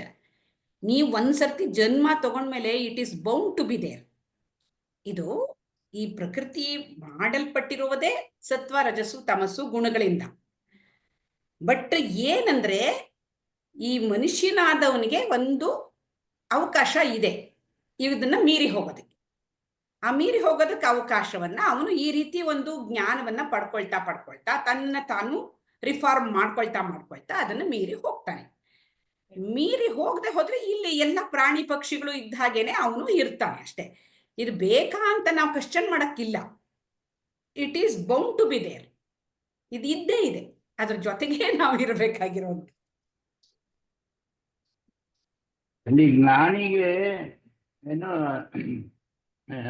ಏನು ತಪ್ಪ ಏನು ರಜಸ್ಸು, ಆಮೇಲೆ ಏನು ಸತ್ವ ಮತ್ತು ತಮಸ್ಸು, ಹಾಗೂ ಅವನ ಇದು ಏನು ತೇಜಸ್ಸಿನ ಇಂದ ಅವನ 3 ಗುಣಗಳನ್ನ ಪರಿಪೂರ್ಣವಾಗಿ ಅವನು ತಿಳ್ಕೊಂಡಿರ್ತಾನೆ. ಅವುಗಳ ಯಾವುದು ಏನು ಮಾಡಿದ್ರೆ ಏನಾಗುತ್ತೆ ಅನ್ನೋದು ಪರಿಣಾಮಗಳು ಅವನಿಗೆ ಆ ತಪಸ್ಸು ಮಾಡಿ ಅವನು ತನ್ನ ಸ್ವರೂಪ ನೋಡ್ಕೊಂಡಿರ್ತಾನಲ್ಲ, ಆ ಒಂದು ಗುಣಗಳ ವರ್ಚಸ್ಸೇನು ಅಂತ ಅವನಿಗೆ ಗೊತ್ತಿರುತ್ತೆ. ಆದ ಕಾರಣ ಅವನೇನ್ ಮಾಡ್ತಾನೆ, ಅದನ್ನ ಎಲ್ಲಿ ಎಷ್ಟು ಬೇಕೋ, ಅದು ಹೇಗೆ ಬೇಕೋ, ಯಾವ ಲೆವೆಲ್ಗೆ ಮಾಡಬೇಕೋ ಅವನು ಕಂಡೆನ್ಸ್ ಮಾಡ್ಕೊಂಡು ಹೋಗ್ತಾನೆ. ನಾವೇನ್ ಮಾಡ್ತೀವಿ, ನಮಗೆ ಪ್ರಬಲವಾಗಿ ಒಂದು ಮೂಲ, ಒಬ್ಬೊಬ್ಬ ಮನುಷ್ಯನಿಗೆ ಒಂದೊಂದು ಹುಟ್ಟುಗುಣ ಅಂದಂಗೆ ಒಂದು ಗುಣ ಜಾಸ್ತಿ ಇರುತ್ತೆ. ಆ ಗುಣದಲ್ಲೇ ನಾವು ಸಿಕ್ಕಾಕೊಳ್ಳೋದು. ಈಗ ತುಂಬಾ ಸಾತ್ವಿಕತೆ ಇರೋರು ಇದ್ರೂ ತುಂಬಾ ಕಷ್ಟ, ಅವನ್ನ ಸಮಾಜ ಮುಳುಗಿಸ್ಬಿಡುತ್ತೆ. ಯಾಕೆಂದ್ರೆ ಅವನ ಸಾಲ ತಗೊಂಡ್ರೆ ವಾಪಸ್ಸೇ ಕೊಡಲ್ಲ. ಯಾಕೆಂದ್ರೆ ಏನ್ ಮಾಡ್ತಾನೆ ಬೇಡ, ನನಗೆ ಗೊತ್ತಿ, ಅವನೇನು ಅಂತ ಗೊತ್ತು ಅಂತ. ಸೊ ಇಲ್ಲೇನಂತೆ, ಆ ವೀಕ್ನೆಸ್ನ ಯಾವತ್ತು ಸಮಾಜ ಹಿಡ್ಕೊಳ್ಳುತ್ತೆ. ಸೊ ಇಲ್ಲಿ ಅವನೆಲ್ಲೂ ಸಿಕ್ಕಾಕೊಳ್ಳಲ್ಲ ವೀಕ್ನೆಸ್ ಅಲ್ಲಿ. ಆ ಒಂದು ಕಲೆ ಅಂತಾನೆ, ಅಂದ್ರೆ ಕಲೆ ಅಂದ್ರೆ ಅವನು ಅದಕ್ಕೆ ಅಂತ ಕಲಿಯಲ್ಲ, ತನ್ನ ಸ್ವರೂಪನ ಕಂಡ್ಕೊಂಡು ಹೋದಕ್ಕೆ ಪ್ರಯತ್ನ ಪಟ್ಟಾಗ ಈ ಮೂರು ಗುಣಗಳಿಂದ ಏನೇನು ಆಗಬಹುದು, ಅನಾಹುತಗಳು ಅಥವಾ ಇದು ಅಂತ ತಿಳ್ಕೊಂಡು ಅವನು ತಪಸ್ಸಿನ ಬಲದಿಂದ ಅದನ್ನು ಸಮಾನತೆಯಿಂದ ಇನ್ ಕೇಸ್ ಸಮಾಜದಲ್ಲಿ ಬೆರೆತಾಗ ಅದ್ ಬರಿತಾ ಇದ್ದಾಗ ಅವನಿಗೆ ಆ 3 ಗುಣಾತೀತ ಅಲ್ವಾ ಅವನು ಗುಣಾತೀತ ಅಂತ ತಾನೇ ನಾವು ಹೇಳೋದು. ಸೊ ಗುಣಾತೀತ ಆದಾಗ ಅವನು ಸ್ವಸ್ವರೂಪದಲ್ಲಿ ಇರ್ತಾನೆ. ಅವನು ಬೇಕಾದಾಗ ಅದು ಅವನು ಬಹಳಷ್ಟು ರೇರ್, ಸಮಾಜದಲ್ಲಿ ಬೆರೆಯೋದೇ ಕಷ್ಟ. ಬೆರೆತಾಗ ಅವರಂತೆ ಇವನು ಇದ್ಬಿಡ್ತಾನೆ ಅಷ್ಟೇ, ತೋರಿಸ್ಕೊಳ್ಳೋದಿಲ್ಲ ಅಂತ ನನಗೆ ತಿಳಿದಿರೋದು ಹಂಚ್ಕೊಂಡೆ. ಸರಿ ಇದೆ ಮೇಡಮ್? ಸರಿ ಇದೆ ಸರ್, ಸರಿ ಇದೆ.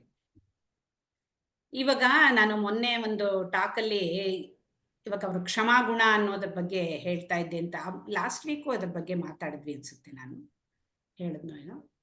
ಅಂದ್ರೆ ಇವಾಗ ಮೇರು ಮಟ್ಟದ ಜ್ಞಾನಿಗಳಿಗೆ ಅವ್ರಿಗೆ ಶಕ್ತಿ ಇರಲ್ಲ ಅಂತಲ್ಲ, ಅವ್ರಿಗೆ ಎದುರಾಳಿಯನ್ನು ಎದುರಿಸೋದಕ್ಕೆ. ಆದ್ರೆ ಅವ್ರಿಗೆ ಎಷ್ಟು ಕ್ಷಮಾಗುಣ ಇರುತ್ತೆ ಅಂತಂದ್ರೆ, ಅವ್ರನ್ನ ತನಗೂ ಅವ್ರಿಗೂ ಒಂದು ವ್ಯತ್ಯಾಸ ಇದೆ ಅಂತ ಅವ್ರಿಗನ್ಸಲ್ಲ. ಹಂಗಾಗಿ ಅವ್ರು ಬೇರೆಯವ್ರನ್ನ ಪೂರ್ತಿ ಕ್ಷಮಿಸ್ಬಿಡ್ತಾರೆ. ಅದಕ್ಕೆ ಇವಾಗ ಅಲ್ಲಿ ಜಪಾನ್ನಲ್ಲಿ ಒಬ್ರು ಕರಾಟೆ ಮಾಸ್ಟ್ರು, ಅವರು ತುಂಬಾ ಫೇಮಸ್ ಕರಾಟೆ ಮಾಸ್ಟ್ರು. ಅವರು ಲಂಡನ್ಗೇನೋ ಹೋಗಿರ್ತಾರೆ. ಹೋಗಿದ್ದಾಗ ಇದ್ದಕ್ಕಿದ್ದಂಗೆ ಅಲ್ಲಿ ದಾರಿಲಿ ಹೋಗ್ತಾ ಇರ್ಬೇಕಾದ್ರೆ ಯಾರೋ ಬಂದು ಚಾಕು ತೋರಿಸ್ಬಿಟ್ಟು ಅವ್ರಿಗೆ ಹೆದರ್ಸ್ಬಿಟ್ಟು ಅವ್ರ ಹತ್ರ ಇದ್ದಿದ್ದೆಲ್ಲ ಗಡಿಯ, ವಾಚು, ಉಂಗ್ರ ಗಿಂಗ್ರ ಎಲ್ಲ ಕಿತ್ಕೊಂಡು ಹೋಗ್ಬಿಡ್ತಾರೆ, ಎಲ್ಲ ಕೊಟ್ಟು ಬಿಡ್ತಾರೆ. ಆಮೇಲೆ ಅವ್ರ ಶಿಷ್ಯರೆಲ್ಲ ಕೇಳ್ತಾರಂತೆ, ಏನು ನೀವು ಅಲ್ಲ ಇಷ್ಟು ಒಳ್ಳೆ ಕರಾಟೆ ಪಟು, ನೀವು ವರ್ಲ್ಡ್ ಫೇಮಸ್ ಕರಾಟೆ ಪಟು ಅಂಥದ್ರಲ್ಲಿ ಆಫ್ಟರ್ ಆಲ್ ಯಾವನೋ ಒಂದು ಚಾಕು ತೋರಿಸ್ತಾ ಅಂತ ನೀವೆಲ್ಲ ಕೊಟ್ಟಿದ್ದೀರಲ್ಲ, ಒಂದು ಪಟ್ಟು ಕರಾಟೆ ಪಟ್ಟು ಒಂದು ಹಾಕಿದ್ರೆ ಆಗ್ತಿತ್ತಲ್ಲ ಅವನಿಗೆ ಅಂತ. ಅದಕ್ಕೆ ಅವ್ರು ಹೇಳ್ತಾರಂತೆ, ಅಯ್ಯೋ ಅಲ್ಲಪ್ಪ, ಕಲ್ಲು ಮೇಲೆ ಹಂಚು ಮೇಲೆ ಪ್ರಯೋಗ ಮಾಡುವಂಥ ಕರಾಟೆ ವಿದ್ಯೆನ ನಾನು ಮನುಷ್ಯನ ಮೇಲೆ ಪ್ರಯೋಗ ಮಾಡ್ಲಾ? ಅಯ್ಯೋ ಪಾಪ, ಅವನಿಗೆ ಏನು ಅವಶ್ಯಕತೆ ಇತ್ತೋ ಏನೋ, ತಗೊಂಡು ಹೋದ, ಹೋಗ್ಲಿ ಬಿಡಿ ಅಂತ ಹೇಳ್ತಾರೆ. ಅಂದ್ರೆ ಅಲ್ಲಿ ಅವ್ರಿಗೇನ್ ಮಾಡಕ್ಕಾಗಲ್ಲ ಅಂತಲ್ಲ, ಅವ್ರು ಮಾಡಕ್ಕೆ ಇದೆ, ಅವ್ರಿಗೆ ಶಕ್ತಿ ಇದೆ. ಬಟ್ ಆ ದಯೆ ಅನ್ನೋದು, ಅನುಕಂಪ ಅನ್ನೋದು, ಅದನ್ನ ಮೀರಿ ಅಯ್ಯೋ ಪಾಪ ಅನ್ನೋ ಒಂದು ಭಾವನೆಯಿಂದ ಬಿಟ್ಬಿಡ್ತಾರೆ. ಆ ರೀತಿ ಬಹಳಷ್ಟು ಜನ ನಡ್ಕೊಳ್ತಾರೆ, ಈ ಗುಣಾತೀತರಾಗಿರೋ ಅಂಥವ್ರು. ಬಟ್ ಕೆಲವು ಸಂದರ್ಭಗಳಲ್ಲಿ ಇವಾಗ ಶ್ರೀನಿವಾಸ ಮೂರ್ತಿ ಅವ್ರು ಹೇಳ್ದಂಗೆ ಎಲ್ಲ ಬಂದು ಅವ್ರಿಗೆ ತೊಂದರೆನೇ ಕೊಡ್ತಾ ಇದ್ರೆ, ಅವಾಗ ಕೆಲವು ಸರ್ತಿ ಅವರು ಈ ರಾಮಕೃಷ್ಣರು ಹಾವಿಂದ ಹೇಳ್ತಾರಲ್ಲ, ಬುಸ್ಗುಡ್ಬೇಕು ನೀನು ಅಂತ, ಆ ರೀತಿ ಬುಸ್ಗುಡೋ ಅಂಥದ್ದು ಬರುತ್ತೆ. It depends on the circumstances, ಸನ್ನಿವೇಶದ ಮೇಲೆ ಮತ್ತು ಆ ವ್ಯಕ್ತಿ ಬಂದಂಥ ವ್ಯಕ್ತಿ ಮೇಲೆ ಮತ್ತು ಇವ್ರ ಮೇಲೆ ಡಿಪೆಂಡ್ ಆಗಿರುತ್ತೆ. ಇದು ಹೀಗೇ ಆಗುತ್ತೆ, ಹೀಗೇ ನಡ್ಕೋತಾರೆ ಅಂತ ಹೇಳಕ್ಕೆ ಇಲ್ಲ. ಅಲ್ಲ ಅವ್ನು ಸತ್ವಗುಣದಿಂದ ಬೇರೆಯವ್ನ ಚೇಂಜೇ ಮಾಡ್ಬಿಡ್ತಾರೆ. ಅಂಗುಲಿಮಾಲ ಕಥೆ ಇದೆಯಲ್ಲ, ಹೌದು ಅಷ್ಟು ಹೌದು ದೊಡ್ಡ ಇದ್ದವನು ಅವನು ಹೌದು. ಹಾ ಅಂತ ಹೆದರ್ಸೋನು, ಕೊನೆಗೆ ಅವನಿಗೆ ಆ ಒಂದು ಜೀ ಶಕ್ತಿ ಇರುತ್ತಲ್ಲ, ಆ ಖಂಡಿತ. ಇದನ್ನ ಹೇಳಿದಾಗ ಅವನಲ್ಲಿ ಪರಿವರ್ತನೆ ಮಾಡುವಂತ ಒಂದು ಕಲೆ ಅಲ್ಲ, ಅದು ಶಕ್ತಿ ಅವ್ರಿಗೆ. ಹೌದು ಅವ್ರಿಗಂದ್ರೆ Definitely. ಅವ್ರಿಗೆ ದೇಹ ಭಾವ ಇರಲ್ಲ, ಅವನು ಕೊಂದ್ರು ಅವ್ರಿಗೆ ರೆಡಿ, ಅವ್ನಿಗೇನು ಭಯ ಇರಲ್ಲ. ಆದ ಹೌದು. ಕಾರಣ ಅವನಲ್ಲಿ ಅಂಗುಲಿಮಾನಲ್ಲಿ ಚೇಂಜ್ ಆಗುತ್ತೆ. ಸೊ ನಾವು ನೀವಾದ್ರೆ ಇಲ್ಲಿ ಅಯ್ಯೋ ಬಿಟ್ಬಿಡೋಣ, ನನ್ ಹೆಂಡತಿ ಸಂಸಾರ, ನನ್ನ ಮಗಳ ಮದುವೆ ಮಾಡಬೇಕು, ಒಂದು ಸ್ವಲ್ಪ ಹಣ ಏನಿದೆ ಕೊಟ್ಬಿಡ್ತೀನಿ ಬಿಟ್ಬಿಡೋಣ ಅಂತೀವಿ ನಾವು ಅಲ್ವಾ. ನಿಜ. ಯಾಕಂದ್ರೆ ನಮ್ಗೆ ಇನ್ನ ಏನೋ ಕಾರ್ಯ ಇದೆ, ಮಾಡೋದಿದೆ, ದೇಹ ಭಾವ ಇರುತ್ತೆ. ಅವನಿಗೆ ಇರಲ್ಲ, ಹೇಳೋದು ಶುದ್ಧವಾಗಿ ಹೇಳ್ತಾನೆ. ಸೊ ಅಲ್ಲಿ ಬದಲಾವಣೆ ಆಗ್ಬೋದು, ಆಗದೆ ಇರ್ಬೋದು, ಅದ್ರ ಧೈರ್ಯ ಇರುತ್ತೆ. ನಮ್ಮಲ್ಲಿ ಖಂಡಿತ. ಅಧೈರ್ಯ ಜಾಸ್ತಿ ಅಂತ ಜ್ಞಾನಿಗೂ ನಮಗೂ ಇರೋ ಒಂದು ವ್ಯತ್ಯಾಸ. ಡೆಫಿನೆಟ್ಲಿ. ಕಲ್ಯಾಣಿ ಅವರ ಮುಂದಿನ ಪ್ರಶ್ನೆ, ಸಮುದ್ರ ಸ್ನಾನ ಮಾಡುವುದರ ಗೂಢಾರ್ಥವೇನು?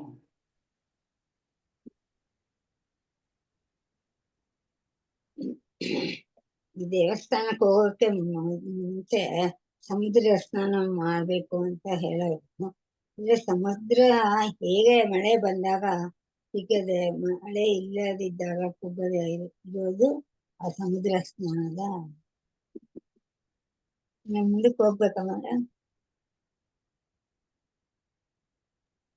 ಅದೇ ಅದರಿಂದ ನಾವೇನ್ ತಿಳ್ಕೋಬೇಕು ಅನ್ನೋದನ್ನ ಹೇಳ್ಬೇಕು. ಸಮುದ್ರ ಕುಗ್ಗೋದು ಹಿಗ್ಗೋದು ಇಲ್ಲದೆ ಇರೋದು, ಅದ್ ನಮ್ಗೆ ಹೇಗೆ ನಾವು ಅಪ್ಲೈ ಆಗುತ್ತೆ? ಈಗ ಏನಾದ್ರೂ ಕಷ್ಟ ಸುಖ ಬಂದಾಗ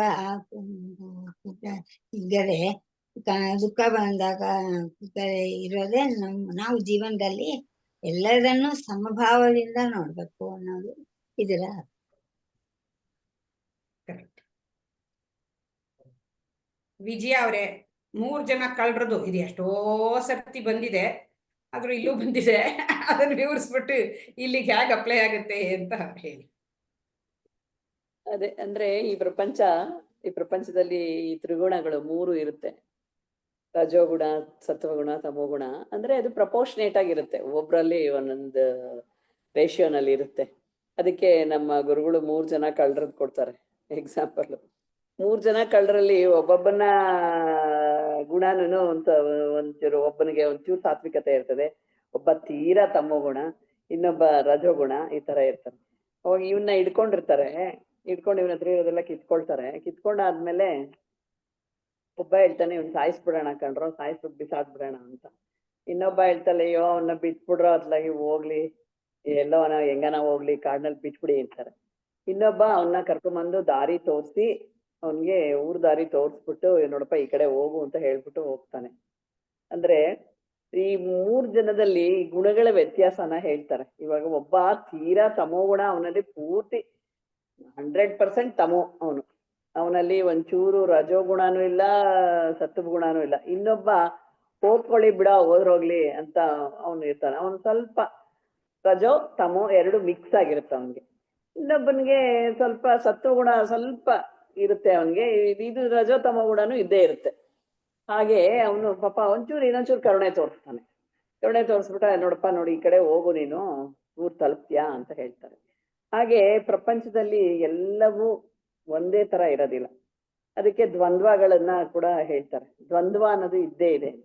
ಅಂದ್ರೆ ಏನು, ಒಂದು ಸತ್ಯ ಅಸತ್ಯ, ಕತ್ಲು ಬೆಳಕು, ಮತ್ತೆ ಈ ತರ ಒಂದು ಎಷ್ಟೊಂದು ಎಕ್ಸಾಂಪಲ್ಸ್ ಇರುತ್ತಲ್ವಾ. ರಾತ್ರಿ ಆಗ್ಲಿ ಹಗಲಾಗ್ಲಿ, ಕತ್ಲೆ ಬೆಳಕು, ಒಂದು ಬಿಸಿ ತಣ್ಣಗೆ, ಎಷ್ಟೊಂದು ಎಕ್ಸಾಂಪಲ್ಸ್ಗಳಿರುತ್ತೆ. ಒಂದು ನಿಜ, ಒಂದು ಸುಳ್ಳು, ಈ ತರ ಎಲ್ಲ. ಅದು ದ್ವಂದ್ವ. ಅದು ಈ ಪ್ರಪಂಚದಲ್ಲಿ ಇರೋದೇ ದ್ವಂದ್ವ ಗುಣ, ಒಂದೇ ಇರೋದಕ್ಕಾಗೋದಿಲ್ಲ. ಯಾಕೆಂದ್ರೆ ಇದೊಂದು ನಿಯಮ, ಇದು ಜಗದ ನಿಯಮ. ಇದು 2 ಇರ್ಬೇಕು. ಇವಾಗ ಬಿಸಿಲು, ಕತ್ಲೆ ಇಲ್ದಲೇ ಇದ್ರೆ ಬಿಸಿಲು ಗೊತ್ತಾಗದಂಗೆ, ಬೆಳಕು ಹೆಂಗ್ ಗೊತ್ತಾಗುತ್ತೆ? ಹಾಗೆ ಒಂದಕ್ಕೊಂದು ಒಂದೇ ಮುಖದ 2 ನಾಣ್ಯ, ಒಂದೇ ನಾಣ್ಯದ 2 ಮುಖಗಳು ಅಂತ ಹೇಳ್ತಾರೆ. ಇವಾಗ ಒಂದನ್ ಬಿಟ್ಟು ಒಂದೇ ಇರಕ್ ಆಗೋದಿಲ್ಲ. ಈ 2 ಇರ್ಬೇಕು. ಒಂದ್ರ ಬೆಲೆ ಒಂದಕ್ಕೆ ಗೊತ್ತಾಗ್ಬೇಕು ಅಂದ್ರೆ ಇನ್ನೊಂದು ಇದ್ರೇನೆ ಅದಕ್ಕೆ ಗೊತ್ತಾಗೋದು. ಆ ತರ ಇರ್ತದೆ. ಅದ್ರಲ್ಲಿ ಜ್ಞಾನಿ ಏನ್ ಮಾಡ್ತಾನೆ, ಈ ದ್ವಂದ್ವಗಳನ್ನ ದಾಟಿರ್ತಾನೆ. ಅವನಿಗೆ ದ್ವಂದ್ವ ಇರೋದಿಲ್ಲ. ಅವನ್ಗೆ ಪೂರ್ತಿ ಜಗದ ನಿಯಮ ಗೊತ್ತಿರುತ್ತೆ. ಅವನ್ಗೆ ನಾನು ಆತ್ಮಸ್ವರೂಪಿ ಅನ್ನೋದು ಗೊತ್ತಿರುತ್ತೆ, ನಾನು ಏನು ಅನ್ನೋದು ಗೊತ್ತಿರುತ್ತೆ. ಆಮೇಲೆ ಅವನು ತ್ರಿಗುಣಾತೀತ ಆಗಿರ್ತಾನೆ. ಈ ದ್ವಂದ್ವಗಳನ್ನ ದಾಟಿರ್ತಾನೆ. ಈ ಗುಣಗಳು ಅವನಿಗೆ ಏನು ಬಾಧೆ ಕೊಡಲ್ಲ. ಅದು ಗೊತ್ತಿರುತ್ತೆ ಅವನಿಗೆ. ಈ 3 ಗುಣಗಳ ಲಕ್ಷಣಗಳು, ಅದರ ಪರಿಣಾಮಗಳು ಎಲ್ಲ ಗೊತ್ತಿರೋದ್ರಿಂದ ಅವನಿಗೆ ಅದೇನು ಕಷ್ಟ ಕೊಡೋದಿಲ್ಲ. ಆಮೇಲೆ ಈಗ ಅದಕ್ಕೆ ಗುರುಗಳು ಹೇಳ್ತಾರೆ, ಯಾವುದೋ ಒಂದೇ ಇರ್ಬೇಕು, ಒಂದಿರಬಾರ್ದು ಅಂತ ನಿಯಮ ಇಲ್ಲ. ಜಗದ ನಿಯಮದಲ್ಲಿ 2 ಇರ್ಬೇಕು. ಇವಾಗ ಒಬ್ಬನವನಿಗೆ ಬರೀ ಸಂತೋಷನೇ ಬೇಕು ಅಂತ ಅಂದ್ರೆ ಅದು ಆಗಕ್ಕೆ ಸಾಧ್ಯನೇ ಇಲ್ಲ. ದುಃಖ ಇದ್ರೆ ತಾನೇ ಸಂತೋಷದ ಬೆಲೆ ಗೊತ್ತಾಗೋದು ಅಂತ ಹೇಳ್ತಾರೆ. ಇವಾಗ ದುಡ್ಡೇ ಬೇಕು ನನ್ಗೆ ಅಂತಂದ್ರೆ ಆ ದುಡ್ಡು ಅನುಭವಿಸಕ್ ಅವನು ಇರ್ತಾನ ಅನ್ನೋದು ಬರ್ತದೆ. ಅಂದ್ರೆ ಯಾವುದು ಶಾಶ್ವತ ಅಲ್ಲ ಅಂತ. ಯಾವುದು ಶಾಶ್ವತ ಅಲ್ಲ, ಇಲ್ಲಿ ಎಲ್ಲವೂ ಕ್ಷಣಿಕ ಅಂತ ಹೇಳ್ತಾನೆ. ಹಾಗೆ ಜ್ಞಾನಿ ಈ ಒಂದು ನಿಯಮ ತಿಳ್ಕೊಂಡು ಅವನು ವ್ಯವಹಾರ ಮಾಡ್ತಾನೆ ಜಗತ್ತಿನ ಜೊತೆ. ಆಮೇಲೆ ದ್ವಂದ್ವ ಮತ್ತೆ ದ್ವೈತ ಇದೆರಡಕ್ಕೂ ಏನ್ ವ್ಯತ್ಯಾಸ ಅಂತ ಕೇಳಿದ್ರಿ. ದ್ವೈತ ಅಂದ್ರೆ 2, ಅದ್ವೈತ ಅಂದ್ರೆ ಒಂದೇ ಅಲ್ವಾ. ಇವಾಗ ಅವನು ದ್ವಂದ್ವನ ತಿಳ್ಕೊಂಡಿರೋನು ದ್ವೈತನ ದಾಟಿರ್ತಾನೆ. ಅವನಿಗೆ ದ್ವೈತ ಇರೋದಿಲ್ಲ, ಒಂದೇ ಅಂತ ಗೊತ್ತಿರುತ್ತೆ ಅವನಿಗೆ ಏನು ನಿಜವಾದ ನಾನು ಇದ್ಯಾವುದು ಶಾಶ್ವತ ಅಲ್ಲ ಅಂತ ಗೊತ್ತಿರುತ್ತೆ. ನಾನು ಆತ್ಮಸ್ವರೂಪಿ ಅಂತ ಇರುತ್ತೆ. ದೇಹ ಮನಸ್ಸು ಬುದ್ಧಿ ಇದ್ಯಾವುದು ನಾನಲ್ಲ ಅಂತ ಈ ಜ್ಞಾನ ಅವನು ತಿಳ್ಕೊಂಡಿರ್ತಾನೆ. ಅವನು ದ್ವಂದ್ವ ಅನ್ನೋದು ಪ್ರಪಂಚದಲ್ಲಿ ಇದ್ದೇ ಇರುತ್ತೆ, ಆದ್ರೆ ಅದಕ್ಕೆ ಸಿಕ್ಕಾಕೊಂಡಾಗ ಅವನಲ್ಲಿ ದ್ವೈತ ಬರುತ್ತೆ ಅಂತ ಹೇಳ್ತಾರೆ. ಅವನು ದ್ವೈತನ ದಾಟಿರ್ತಾನ. ಅವನು ದ್ವೈತ ಇರೋದಿಲ್ಲ, ದ್ವಂದ್ವನ್ ದಾಟಿರ್ತಾನೆ, ದ್ವೈತ ಅಲ್ಲ. ಸರಿನಾ ಕಾತ್ಯಾಯನಿವ್ರೆ? ಅದೇ ಅಂದ್ರೆ ದ್ವಂದ್ವ ಅನ್ನೋದು ಅದು ಜನರಲಿ ಇದ್ದೇ ಇರುತ್ತೆ. ಇವಾಗ ಸುಖ ದುಃಖ, ಲಾಭ ನಷ್ಟ, ಒಳತು ಕೆಡುಕು ಇದೆಲ್ಲ ರೆಗ್ಯುಲರ್ ಆಗಿ ಇದ್ದೇ ಇರುತ್ತೆ. ಯಾವಾಗ ಅದರಲ್ಲಿ ಸಿಕ್ಕಾಕೊಳ್ತಾನೋ ಆವಾಗ ಅವನಲ್ಲಿ ದ್ವೈತ ಹುಟ್ಕೊಳ್ಳುತ್ತೆ ಅಂತ ಇದರಲ್ಲಿ ಅವ್ರು ಹೇಳ್ತಾ ಇರೋದು. ಅಂದ್ರೆ ಒಂದು ಇಷ್ಟ ಆಗತ್ತೆ, ಒಂದ್ ಇಷ್ಟ ಆಗಲ್ಲ. ಇಲ್ದೆ ಹೋದ್ರೆ ಅದ್ 2 ಸಮಾನ ಭಾವದಿಂದ ನೋಡಕ್ ಆಗತ್ತ ಅವನಿಗೆ. ಆ 2 ಇರೋದನ್ನ ಒಂದನ್ನ ಇಷ್ಟ ಪಡೋದು, ಒಂದನ್ನ ಇಷ್ಟ ಪಡದೇ ಇರೋದು ಬಂದಾಗ ಅವನಲ್ಲಿ ದ್ವೈತ ಭಾವ ಹುಟ್ಕೊಳ್ಳುತ್ತೆ ಅಂತ ಹೇಳ್ತಾರೆ.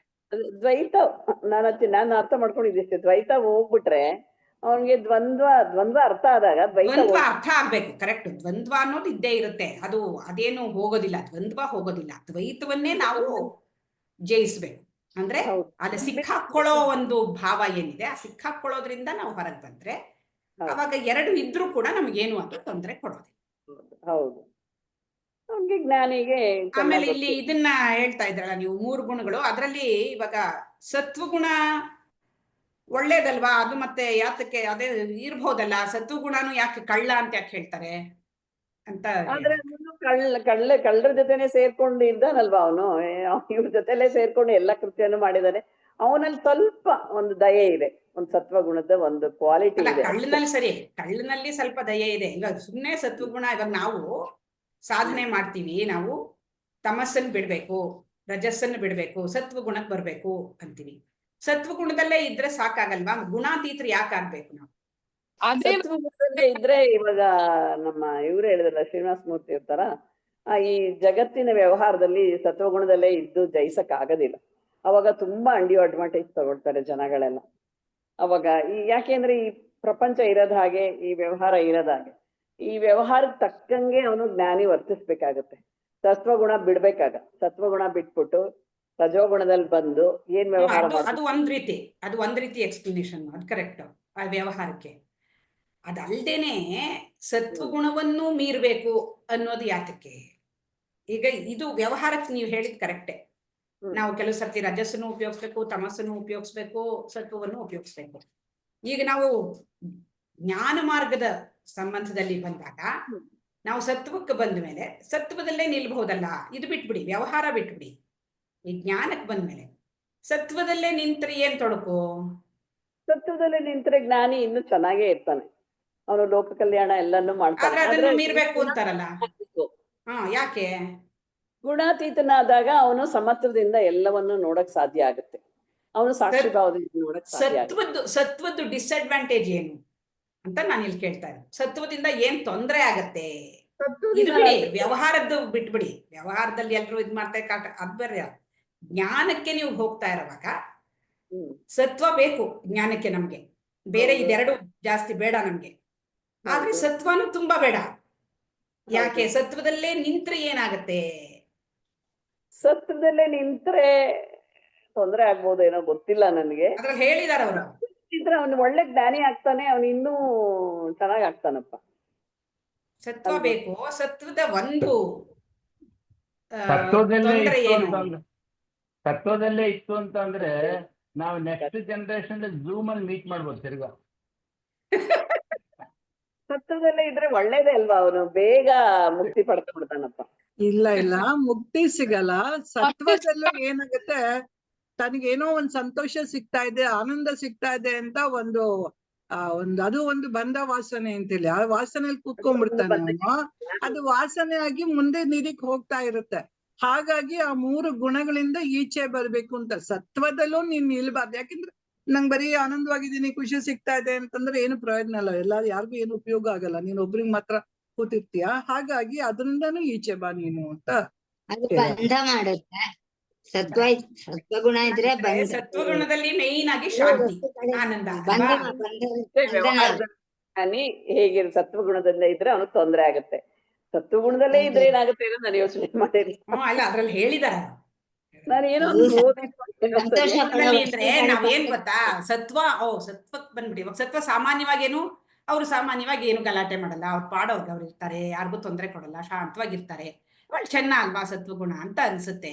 ಬಟ್ ಇಲ್ಲಿ ಅವ್ರು ಏನ್ ಹೇಳ್ತಾ ಇದ್ದಾರೆ ಅಂದ್ರೆ, ನನ್ ಆರಾಮಾಗಿದ್ದೀನಿ, ನಾನು ಶಾಂತವಾಗಿದ್ದೀನಿ, ಏನು ಬೇಡ, ಏನ್ ಕಲಿಯೋದು, ಏನ್ ಕ್ಲಾಸ್ ಯಾತಕ್ಕೆ, ನಾನು ಚೆನ್ನಾಗಿದ್ದೀನಲ್ಲ, ಏನು ಡಿಸ್ಟರ್ಬೆನ್ಸ್ ಆಗ್ತಾ ಇಲ್ವಲ್ಲ ನನ್ಗೆ, ಇವೆಲ್ಲ ಯಾತಕ್ ಬೇಕು ಅಂತ ನಾನು ಮುಂದಕ್ಕೆ ಪ್ರೋಗ್ರೆಸ್ ಆಗಲ್ಲ.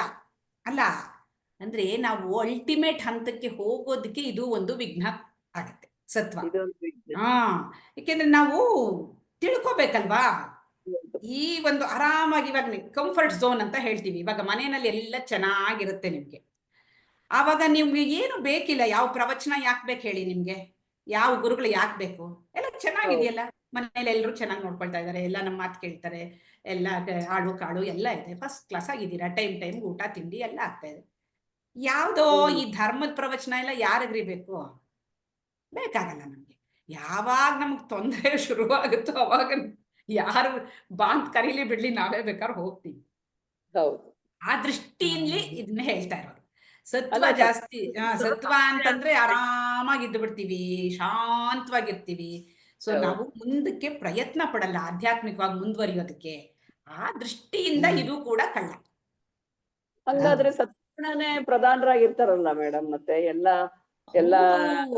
ಈಗ ಜ್ಞಾನದಲ್ಲಿ ಸತ್ವ ಪ್ರಧಾನನೇ. ಆದ್ರೆ ನಾವು ಸತ್ವ ಬಂತು ಅಂದ ತಕ್ಷಣ ಅಲ್ಲಿ ನಿಲ್ಬಾರ್ದು. ನಾನು ಸತ್ವಗುಣದಿಂದಲೂ ಮೀರಿದ ಗುಣಾತೀತ ಅಂತ ತಿಳ್ಕೊಳ್ಬೇಕು ನಾನು ಅನ್ನೋದನ್ನ ಅಲ್ಲಿ ಒತ್ತಿ ಹೇಳ್ತಾ ಇದ್ದೀನಿ ಅಷ್ಟೇ. ತಿಳ್ಕೊಂಡ್ಮೇಲೆ ಜ್ಞಾನದ ದೃಷ್ಟಿಯಲ್ಲಿ ಸತ್ವ ಗುಣ ಬಹಳ ಪ್ರಾಮುಖ್ಯತೆ. ಆದರೆ ಜ್ಞಾನಿಯ ದೃಷ್ಟಿಯಲ್ಲಿ ಸತ್ವವೂ ಇಲ್ಲ, ತತ್ವವೂ ಇಲ್ಲ. Till you learn that final touch. ಅಲ್ಲಿಗೆ ಆದ್ಮೇಲೆ ತಿರ್ಗಾ ಅವ್ನು ತತ್ವ ಹಿಡ್ಕೊಂಡು ಕೂಡಕ್ಕಾಗಲ್ಲ, ಯಾಕೆಂದ್ರೆ ಧರ್ಮ ಉಪಾಸನೆ ಆಗುತ್ತೆ. ಸೊ ತತ್ವ ಎರಡೂ ಬಿಟ್ಟು ಅವನು ಸಹಜವಾಗಿ, ಸಹಜ ಸಮಾಧಿ ಅಂತ ಹೇಳ್ತಾರಲ್ಲ, ಆ ಥರ ಇದ್ದಾಗ ಮಾತ್ರ ಅದರಲ್ಲಿ ಆಗುತ್ತೆ.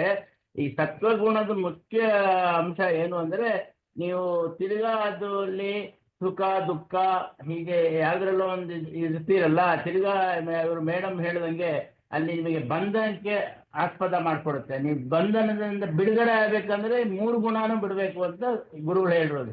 ಕರೆಕ್ಟ್ ಅಲ್ವಾ ಮೇಡಮ್?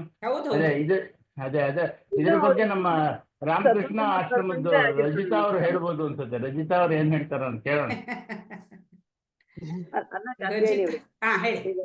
ಸತ್ವಗುಣ ಬಿಟ್ಟಿದ್ದೀನಿ ಅಂತ ಹೇಳಿದ್ರು ಕೂಡ, ಎಲ್ಲಾ ಗುಣ ನಾನು ದಾಟಿದ್ದೀನಿ ಅಂತ ಹೇಳ್ಕೊಂಡ್ರು ಕೂಡ ಸತ್ವಗುಣನೇ ಪ್ರಧಾನವಾಗಿರ್ತದೆ ಅವರಲ್ಲಿ. ಅವ್ನು ಯಾವ್ದು ಬಿಟ್ಟಿದ್ದೀನಿ ಅಂತ ಹೇಳೋದೇ ಇಲ್ಲ. ಅವನು ಇಲ್ಲಿ ನೀವು ಜ್ಞಾನಿ ಬಿಟ್ಬಿಡಿ, ಜ್ಞಾನಿ ಅವನು ದಾಟ್ಬಿಟ್ಟಿದ್ದಾನೆ. ಇವಾಗ ನಿಮ್ಮನ್ನ ತಗೊಳ್ಳಿ. ಈಗ ನಾವು ಫಸ್ಟ್ ಬರ್ತೀವಪ್ಪ, ಕ್ಲಾಸಿಗೆ ಬರ್ತೀವಿ, ಗುರೂಜಿ ಪ್ರವಚನ ಎಲ್ಲ ಕೇಳ್ತೀವಿ, ಸ್ವಲ್ಪ ಆರಾಮ್ ಅನ್ಸುತ್ತೆ. ಆರಾಮ್ ಅನ್ನಿಸ್ದಾಗ ಏನಾಗತ್ತೆ ನಮ್ಗೆ, ಇವಾಗ ನಾನು ಶಾಂತವಾಗಿದ್ದೀನಪ್ಪ, ಏನೂ ತೊಂದರೆ ಇಲ್ಲ, ನಮ್ಗೆ ಚೆನ್ನಾಗಿದೆ ಅಂತ ನಿಮಗೆ ಭಾವನೆ ಬಂದ್ಮೇಲೆ ನೀವು ಫರ್ದರು ತಿಳ್ಕೊಳ್ಳೋದ್ರಲ್ಲಿ ಅದು ನಿಧಾನ ಆಗೋಗುತ್ತೆ. ಆ ಒಂದು ಆಸೆ ಮೊದಲು ನಿಮ್ಗೆ ತವಕ ಇತ್ತು, ತಿಳ್ಕೊಬೇಕು ಅಯ್ಯೋ ಇದೆಲ್ಲ ನನಗೆ ಸುಡ್ತಾ ಇದೆ, ಮೈಯೆಲ್ಲ ಸುಟ್ಟೋಗ್ತಾ ಇದೆ, ನಾನು ಇದರಿಂದ ಹೊರಗೆ ಬರಬೇಕು ಅಂತ ಈ ತಮಸ್ಸು ರಜಸ್ಸು ಇದ್ದಾಗ ಕುದೀತಾ ಇತ್ತದು. ಸ್ವಲ್ಪ ಸತ್ವಕ್ಕೆ ಬಂದ ತಕ್ಷಣ ಏನಾಗುತ್ತೆ, ಸ್ವಲ್ಪ ಮಟ್ಟಿನ ಒಂದು ಶಾಂತಿ ಬಂತು. ಇನ್ನೂ ನಮಗೆ ಜ್ಞಾನದಲ್ಲಿ ಸ್ಥಿರವಾಗಿಲ್ಲ, ನಾವು ಸ್ಥಿತರಾಗಿಲ್ಲ ನಾವು. ಬಟ್ ಇದೇನ್ ಮಾಡ್ತಾ ಇದೆ, ಸತ್ವ ನಮ್ಮನ್ನ ಹಿಂಗೆ ಒಂದು ಮಂಪ್ರು ಅನಸ್ತೀಸಿಯಾ ಕೊಟ್ಟಂಗೆ ಮಾಡ್ಬಿಡ್ತಾ ಇದೆ. ಅನಸ್ತೀಸಿಯಾ ಇದ್ದಾಗ ಏನು, ಇವಾಗ ನಿದ್ದೆ ಮಾಡಿದಾಗ ಆರಾಮ್ ಇರುತ್ತಲ್ಲ, ಹಂಗೆ ಅನಸ್ತೀಸಿಯಾ ತರ ವರ್ಕ್ ಆಗುತ್ತೆ ಇದು. ಹಂಗೆ ವರ್ಕ್ ಆಗಿದಾಗ ನೋಡಿ ಶಾಂತವಾಗಿದ್ದೀನಿ ನಾನು, ಇನ್ನೇನ್ರಿ ಬೇಕು ಇದಕ್ಕಿಂತ ಶಾಂತಿಗಿಂತ ಅಂತ. ಬಟ್ ನಮಗ್ ಗೊತ್ತಿಲ್ಲ, ನಮ್ಗೆ ಈ ಶಾಂತಿಗಿಂತಲ ನಮ್ಗಿನ್ನೂ ಆ ಜ್ಞಾನದಲ್ಲಿ ನಾವು ಪಕ್ವ ಆಗಿಲ್ಲ ಅನ್ನೋದು ಮರೆಮಾಚ್ತಾ ಇದೆ ಈ ಶಾಂತಿ. ಇದು ಸ್ವಲ್ಪ ದಿವಸ ಇದ್ಬಿಟ್ಟು ಹೊರಟೋಗ್ಬಿಡುತ್ತೆ ತಿರ್ಗಾ. ಇದು ಸ್ಥಿರವಾಗಿ ನಿಲ್ಲಕ್ಕಾಗಲ್ಲ ಇದ್ರಲ್ಲಿ, ಯಾಕೆಂದ್ರೆ ಜ್ಞಾನಿ ಆಗಿಲ್ಲ ನಾನು. ಆ ದೃಷ್ಟಿಯಿಂದ ಸತ್ವಗುಣವು ಕೂಡ ಬಂಧ ಅಂತ ಹೇಳೋದು. ನಾನು ಅಲ್ಲಿ ಮತ್ತೆ ಸ್ಥಿರವಾದ ಹೆಜ್ಜೆಗಳನ್ನ ಇಟ್ಕೊಂಡು, ಸತ್ವನೇ ಬೇಕು ಈಗ ಇದಕ್ಕೆ ಬರ್ಬೇಕಾದ್ರೆ, ಆದ್ರೆ ಅಲ್ಲಿ ನಿಂತ್ಕೊಂಡ್ಬಿಡ್ಬಾರ್ದು. ನಾವು ಮುಂದುವರೆದು ಅಲ್ಲಿ ಏನ್ ತಿಳ್ಕೊಬೇಕಾಗಿತ್ತೋ ಅಲ್ಲಿಗೆ ಹೋಗ್ಬೇಕು, ಆ ಫೈನಲ್ ಹಂತಕ್ಕೆ ಹೋಗ್ಬೇಕು ನಾವು. ಅದು ಹೋಗ್ದೇನೆ ಇಲ್ಲೇ ಸುಮ್ಮನೆ ಇವೊಂದು ಆ ಹಂದಿ ಕಥೆ ಹೇಳ್ತಾರಲ್ಲ, ವರಾಹ, ಅವನ ಕೊಚ್ಚಲಿ ಆ ಹೆಂಡತಿ ಮಕ್ಕಳ ಜೊತೆ ಆರಾಮಾಗಿದ್ದೀನಿ ನಾನು ಅಂದಾಗ ಅವ್ನು ಬಂದ್ಬಿಟ್ಟು ಚುಚ್ಬಿಟ್ಟು ಅಯ್ಯೋ ಎಲ್ಲಿದ್ಯಾ ನೀನು ಅಂತ ಹೇಳ್ತಾನೆ ಅಂತ ಕತೆ ಇದೆಯಲ್ಲ, ವರಾಹ. ಹಿಂದೆ ಎಲ್ಲ ಮಾತಾಡಿದೀವಲ್ಲ. ಅವನು ಅಂದ್ರೆ ವರಾಹ ಅಂದ್ರೆ ಅವ್ರ ಹಂದಿ, ವಿಷ್ಣು ಹಂದಿ ರೂಪ ಅಂದ್ರೆ ಈ ಮಾಯೆ ಅನ್ನೋದು ಹೆಂಗ್ ಮಾಡುತ್ತೆ ಅನ್ನೋದಕ್ಕೆ ಅದು ವಿವರಣೆ. ಅವನು ಹಂದಿ ರೂಪ ತಾಳ್ಬಿಟ್ಟು ಬಂದ್ಬಿಟ್ಟು ಸರಿ ಒಂದು ಹಂದಿನ ಮದುವೆ ಮಾಡ್ಕೊಂಡ್ಬಿಡ್ತಾನೆ. ಒಂದ್ ರಾಶಿ ಹಂದಿ ಮರಿಗಳು ಹುಟ್ಟು ಬಿಡುತ್ತೆ, ಕೊಚ್ಚೆಯಲ್ಲಿ ಆರಾಮಾಗಿರ್ತಾನೆ. ಅವನಿಗೆ ಸುಖ, ಅದೇ ಸುಖ ಆ ಕೊಚ್ಚೆನೇನೆ. ಅವನ್ ಪೂರ್ತಿ ಮರ್ತೇ ಹೋಗ್ಬಿಡುತ್ತೆ, ನಾನ್ ವಿಷ್ಣು ಅನ್ನೋದೇ ಮರ್ತ ಹೋಗ್ಬಿಡುತ್ತೆ ಅವನಿಗೆ. ಆಮೇಲೆ ಮತ್ತೆ ಅವಳು ಲಕ್ಷ್ಮಿ ಎತ್ತು ಕರೆದು ಆಮೇಲೆ ಈಶ್ವರ ಬಂದ್ಬಿಟ್ಟು ಆ ತ್ರಿಶೂಲದಿಂದ ಅವನಿಗೆ ಚುಚ್ತಾನೆ. ಚುಚ್ಬಿಟ್ಟು ಏನ್ ಎಲ್ಲಿದೀಯಾ ನೀನು, ಇಲ್ಲಿ ಮಲ್ಕೊಂಡಿದೀಯಲ್ಲ ನೀನು ಅಂತ. ಹಾಗೆ ಈ ಸತ್ವಗುಣನು ಏನ್ ಮಾಡುತ್ತೆ, ನಮಗೆ ಒಂದು ಹಂತದಲ್ಲಿ ನಾವು ಚೆನ್ನಾಗಿ ಆರಾಮಾಗಿದೆ, ಇದಕ್ಕಿಂತ ಇನ್ನೇನ್ ಬೇಕು ಅನ್ನೋ ಒಂದು ಕಲ್ಪನೆ ನಮಗೆ ಹುಟ್ಟಿಸ್ಬಿಟ್ಟು ನಾವು ಮುಂದಕ್ಕೆ ಜ್ಞಾನಕ್ಕೆ ಮುಂದುವರಿಯೋದಕ್ಕೆ ಅವಕಾಶ ಮಾಡ್ಕೊಡದೆ ಹೋಗ್ಬಿಡುತ್ತೆ. ಆ ದೃಷ್ಟಿಯಿಂದ ಅಷ್ಟೇ. ಆ ಕಂಫರ್ಟ್ ಝೋನ್ ಅಲ್ಲಿ ಇದ್ದಾಗ ಆಯ್ತು ಬಿಡಿ ಇದೇ ಚೆನ್ನಾಗಿದೆಯಲ್ಲ ಇದು ಸುಮ್ಮನೆ ಅಂತ ಅನಿಸ್ಬೋದು, ಇಲ್ದಲೇ ಇಲ್ಲ ಅನ್ಸುತ್ತೆ ಸಹಜವಾಗಿ ಅಷ್ಟೇ. ಅದನ್ನ ಬರ್ಕೊಂಡೇ ಇಲ್ಲ, ನನ್ಗೆ ಏನೋ ಕೇಳಿಸ್ಕೊಳ್ಳಿಲ್ವಾ ಇದೆ ಅದ್ರಲ್ಲಿ ಇದೆ. ನನ್ನ ಮುಂದುವರೆದ ಪ್ರಶ್ನೆ ಇದೇ ಆಗಿತ್ತು ಮೇಡಮ್, ಆನ್ಸರ್ ಸಿಕ್ತು. ಅದೇ ಅದೇ ಅದೇ ಏನ್ ಭಯ ಅದೇ ಜ್ಞಾನಿ ತ್ರಿಗುಣಾತೀತ, ಅವನಿಗೆ ಬೇಜಾರು ಇಲ್ಲ ಅಂತ ಬರ್ಕೊಂಡಿದೀನಿ ಅಷ್ಟೇ. ಏನ್ ಭಯ ಪಡ್ಬೇಡಿ, ಗುರುಗಳ ಹತ್ರ ತ್ರಿಶೂಲ ಇದೆ, ಎಲ್ರಿಗೂ ಎಲ್ಲೇ ಸ್ಟೇಜ್ ಅಲ್ಲಿ ಇದ್ದು ಚುಚ್ಚಿ ಚುಚ್ಚಿ ಚುಚ್ಚಿ ಎಬ್ಬಿಸ್ತಾರೆ, ಏನ್ ಪ್ರಾಬ್ಲಮ್ ಏನಿಲ್ಲ. ಒಳ್ಳೇದಾಯ್ತು ಇದು. ಎಷ್ಟು ಒಂಥರ ಇದೊಂಥರ ಬಯಾಸ್ ಆಗಿ ಸುಮ್ನೆ ಬಿಟ್ಬಿಟ್ಟಿದ್ವಿ. ಇದು ತುಂಬಾನೇ ಇಂಪಾರ್ಟೆಂಟ್, ನಿಜ ಇಂಪಾರ್ಟೆಂಟ್. ಇದು ನಮ್ಗೆ ಬಹಳಷ್ಟು ಸರಿ ಹಾಗನ್ನಿಸ್ಬಿಡುತ್ತೆ. ನಮ್ಗೆಲ್ಲ ಚೆನ್ನಾಗಿ ನಡೀತಾ ಇದೆ, ಎಲ್ಲ ಸುಖವಾಗಿದೆ, ಇದಕ್ಕಿಂತ ಇನ್ನೇನ್ ಬೇಕು, ಇನ್ನೇನು ಬೇಡ. ಪ್ರೊವೈಡೆಡ್ ಅದೇ ಸ್ಥಿತಿಯಲ್ಲಿ ನಾನಿದ್ರೆ ಏನು ಬೇಡ, ಅದೇ ಸ್ಥಿತಿ ಕಂಟಿನ್ಯೂ ಆಗುತ್ತಾ ನನಗೆ? ಖಂಡಿತ ಇಲ್ಲ, ಆಗಲ್ಲ. ಮತ್ತೆ ಬೇರೆ ಬಂದೇ ಬರುತ್ತೆ. ಬೇರೆ ಬಂದಾಗ ನಾನು ಹೇಗ್ ವರ್ತಿಸ್ತೀನಿ, ಅಲ್ಲಿ ಮತ್ತೆ ಕೆಳಕ್ ಬಿದ್ರೆ ಹೋಯ್ತು.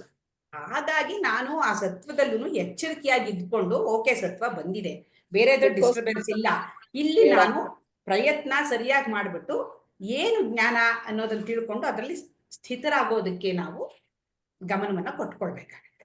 ನಿಜಾಗ್ಲೂ ತುಂಬಾ ಚೆನ್ನಾಗಿದೆ ಇದು. ಯಾಕೆಂದ್ರೆ ನಾವು ಸ್ವಲ್ಪ ಅದೇ ಕೆಟಗರಿನವರು, ಎಲ್ಲ ಚೆನ್ನಾಗಿ ನಡೀತೇವೆ, ಸಾಕ್ಬಿಡು ಇನ್ನೇನ್ ಬೇಕು ಅಂತ ನಾವು ಆರಾಮಾಗಿರುವಂತ ಜನ. ಈ ಸತ್ವಗುಣ ಆತರ ಮಾಡಬಹುದು. ಆದ್ರಿಂದ ನಾವು ಒಂಥರ ಒಂದು ಸೋಂಬೇರಿತನವೋ ಅಥವಾ ಒಂದು ಏನೋ ಒಂಥರ ಗ್ರಾಂಟೆಡ್ ಆಗಿ ತಗೊಂಡು ಸುಮ್ನೆ ಇದ್ಬಿಡ್ತೀವಿ, ಮುಂದೆ ಸಾಧನೆಗೆ ಹೋಗಲ್ಲ. ಕರೆಕ್ಟ್. ಈ ಸತ್ವಗುಣ ಕೂಡ ಇದ್ರಲ್ಲೂ ಒಂದು ಡ್ರಾಬ್ಯಾಕ್ ಇದೆ ಅಂತ ಆಯ್ತು. ಆ ದೃಷ್ಟಿಯಿಂದನೇ ಅದನ್ನು ಕಳ್ಳ ಅಂತ ಕರೆದಿರೋದು. ಆ ಉದಾಹರಣೆನಲ್ಲಿ 3ನೇ ಕಳ್ಳ, ಅವನ್ ಹೆಲ್ಪ್ ಎಲ್ಲ ಮಾಡ್ದ ಇವನಿಗೆ, ಬಟ್ ಇವನ್ ಊರಿಗೆ ಬಾ ಅಂತ ಕರೆದಾಗ ಅವ್ನು ಬರ್ಲಿಲ್ಲ, ಯಾಕೆಂದ್ರೆ ಅವ್ನು ಕಳ್ಳನೇ ಆಗಿರೋದ್ರಿಂದ ಅವ್ನು ಹಿಡ್ದು ಹಾಕ್ತಾರ ಅಲ್ಲಿ. ಹಂಗಾಗಿ ಅವನೇನ್ ಮಾಡ್ದ ಅಂದ್ರೆ ಅವ್ನು ಒಳ್ಳೆಯವನೇ ಆದ್ರೆ ಕಳ್ಳ. ಹಾಗೆ ಸತ್ವಗುಣ ಒಳ್ಳೇದೇ ಆದ್ರೆ ತೊಂದರೆನೂ ಮಾಡುತ್ತೆ. ಹೌದು, ಆ ದೃಷ್ಟಿ ಒಳ್ಳೆ ಕಳ್ಳ. ಒಳ್ಳೆ ಕಳ್ಳ ಒಳ್ಳೆ ಕಳ್ಳ. ಎಷ್ಟು ಚೆನ್ನಾಗಿತ್ತು ಇದು. ಅಯ್ಯೋ ನಾನ್ ಗಮನಿಸೇ ಇಲ್ಲ ಇದನ್ನ. ಥ್ಯಾಂಕ್ ಯು ಪಾ, ರಜಿತ್ ಚೆನ್ನಾಗಿ ಹೌದಾ? ಕ್ಲಾರಿಫೈ ಮಾಡಿದ್ರಿ. ನಾನು ಇದನ್ನ ಬಿಟ್ಟೇ ಬಿಟ್ಟಿದ್ದೇನೆ. ರಜಿತಾ ಹೇಳಿಪ್ಪ, ಶ್ರೀನಿವಾಸ ಮೂರ್ತಿ ಅವರು ನಿಮ್ ಕೇಳಿದ್ರು. ರಜಿತಾ ಇದ್ರೆ ಚಂದಪ್ಪ, ಏನಾದ್ರೂ ಕೇಳ್ತಾ ಇರ್ತಾರೆ. ರಜಿತಾ ಕಲ್ಪನಾ ಇಬ್ರು ಇರ್ಬೇಕು. ರಜಿತಾ ಅಲ್ಲ ಅವ್ರೇನ್ ಇದಾರ ಆರ್ಟಿಫಿಷಿಯಲ್ ಇಂಟೆಲಿಜೆನ್ಸ್ ಬರೀ ಫೇಸ್ ಹಾಕಿದಾರ ಗೊತ್ತಾ?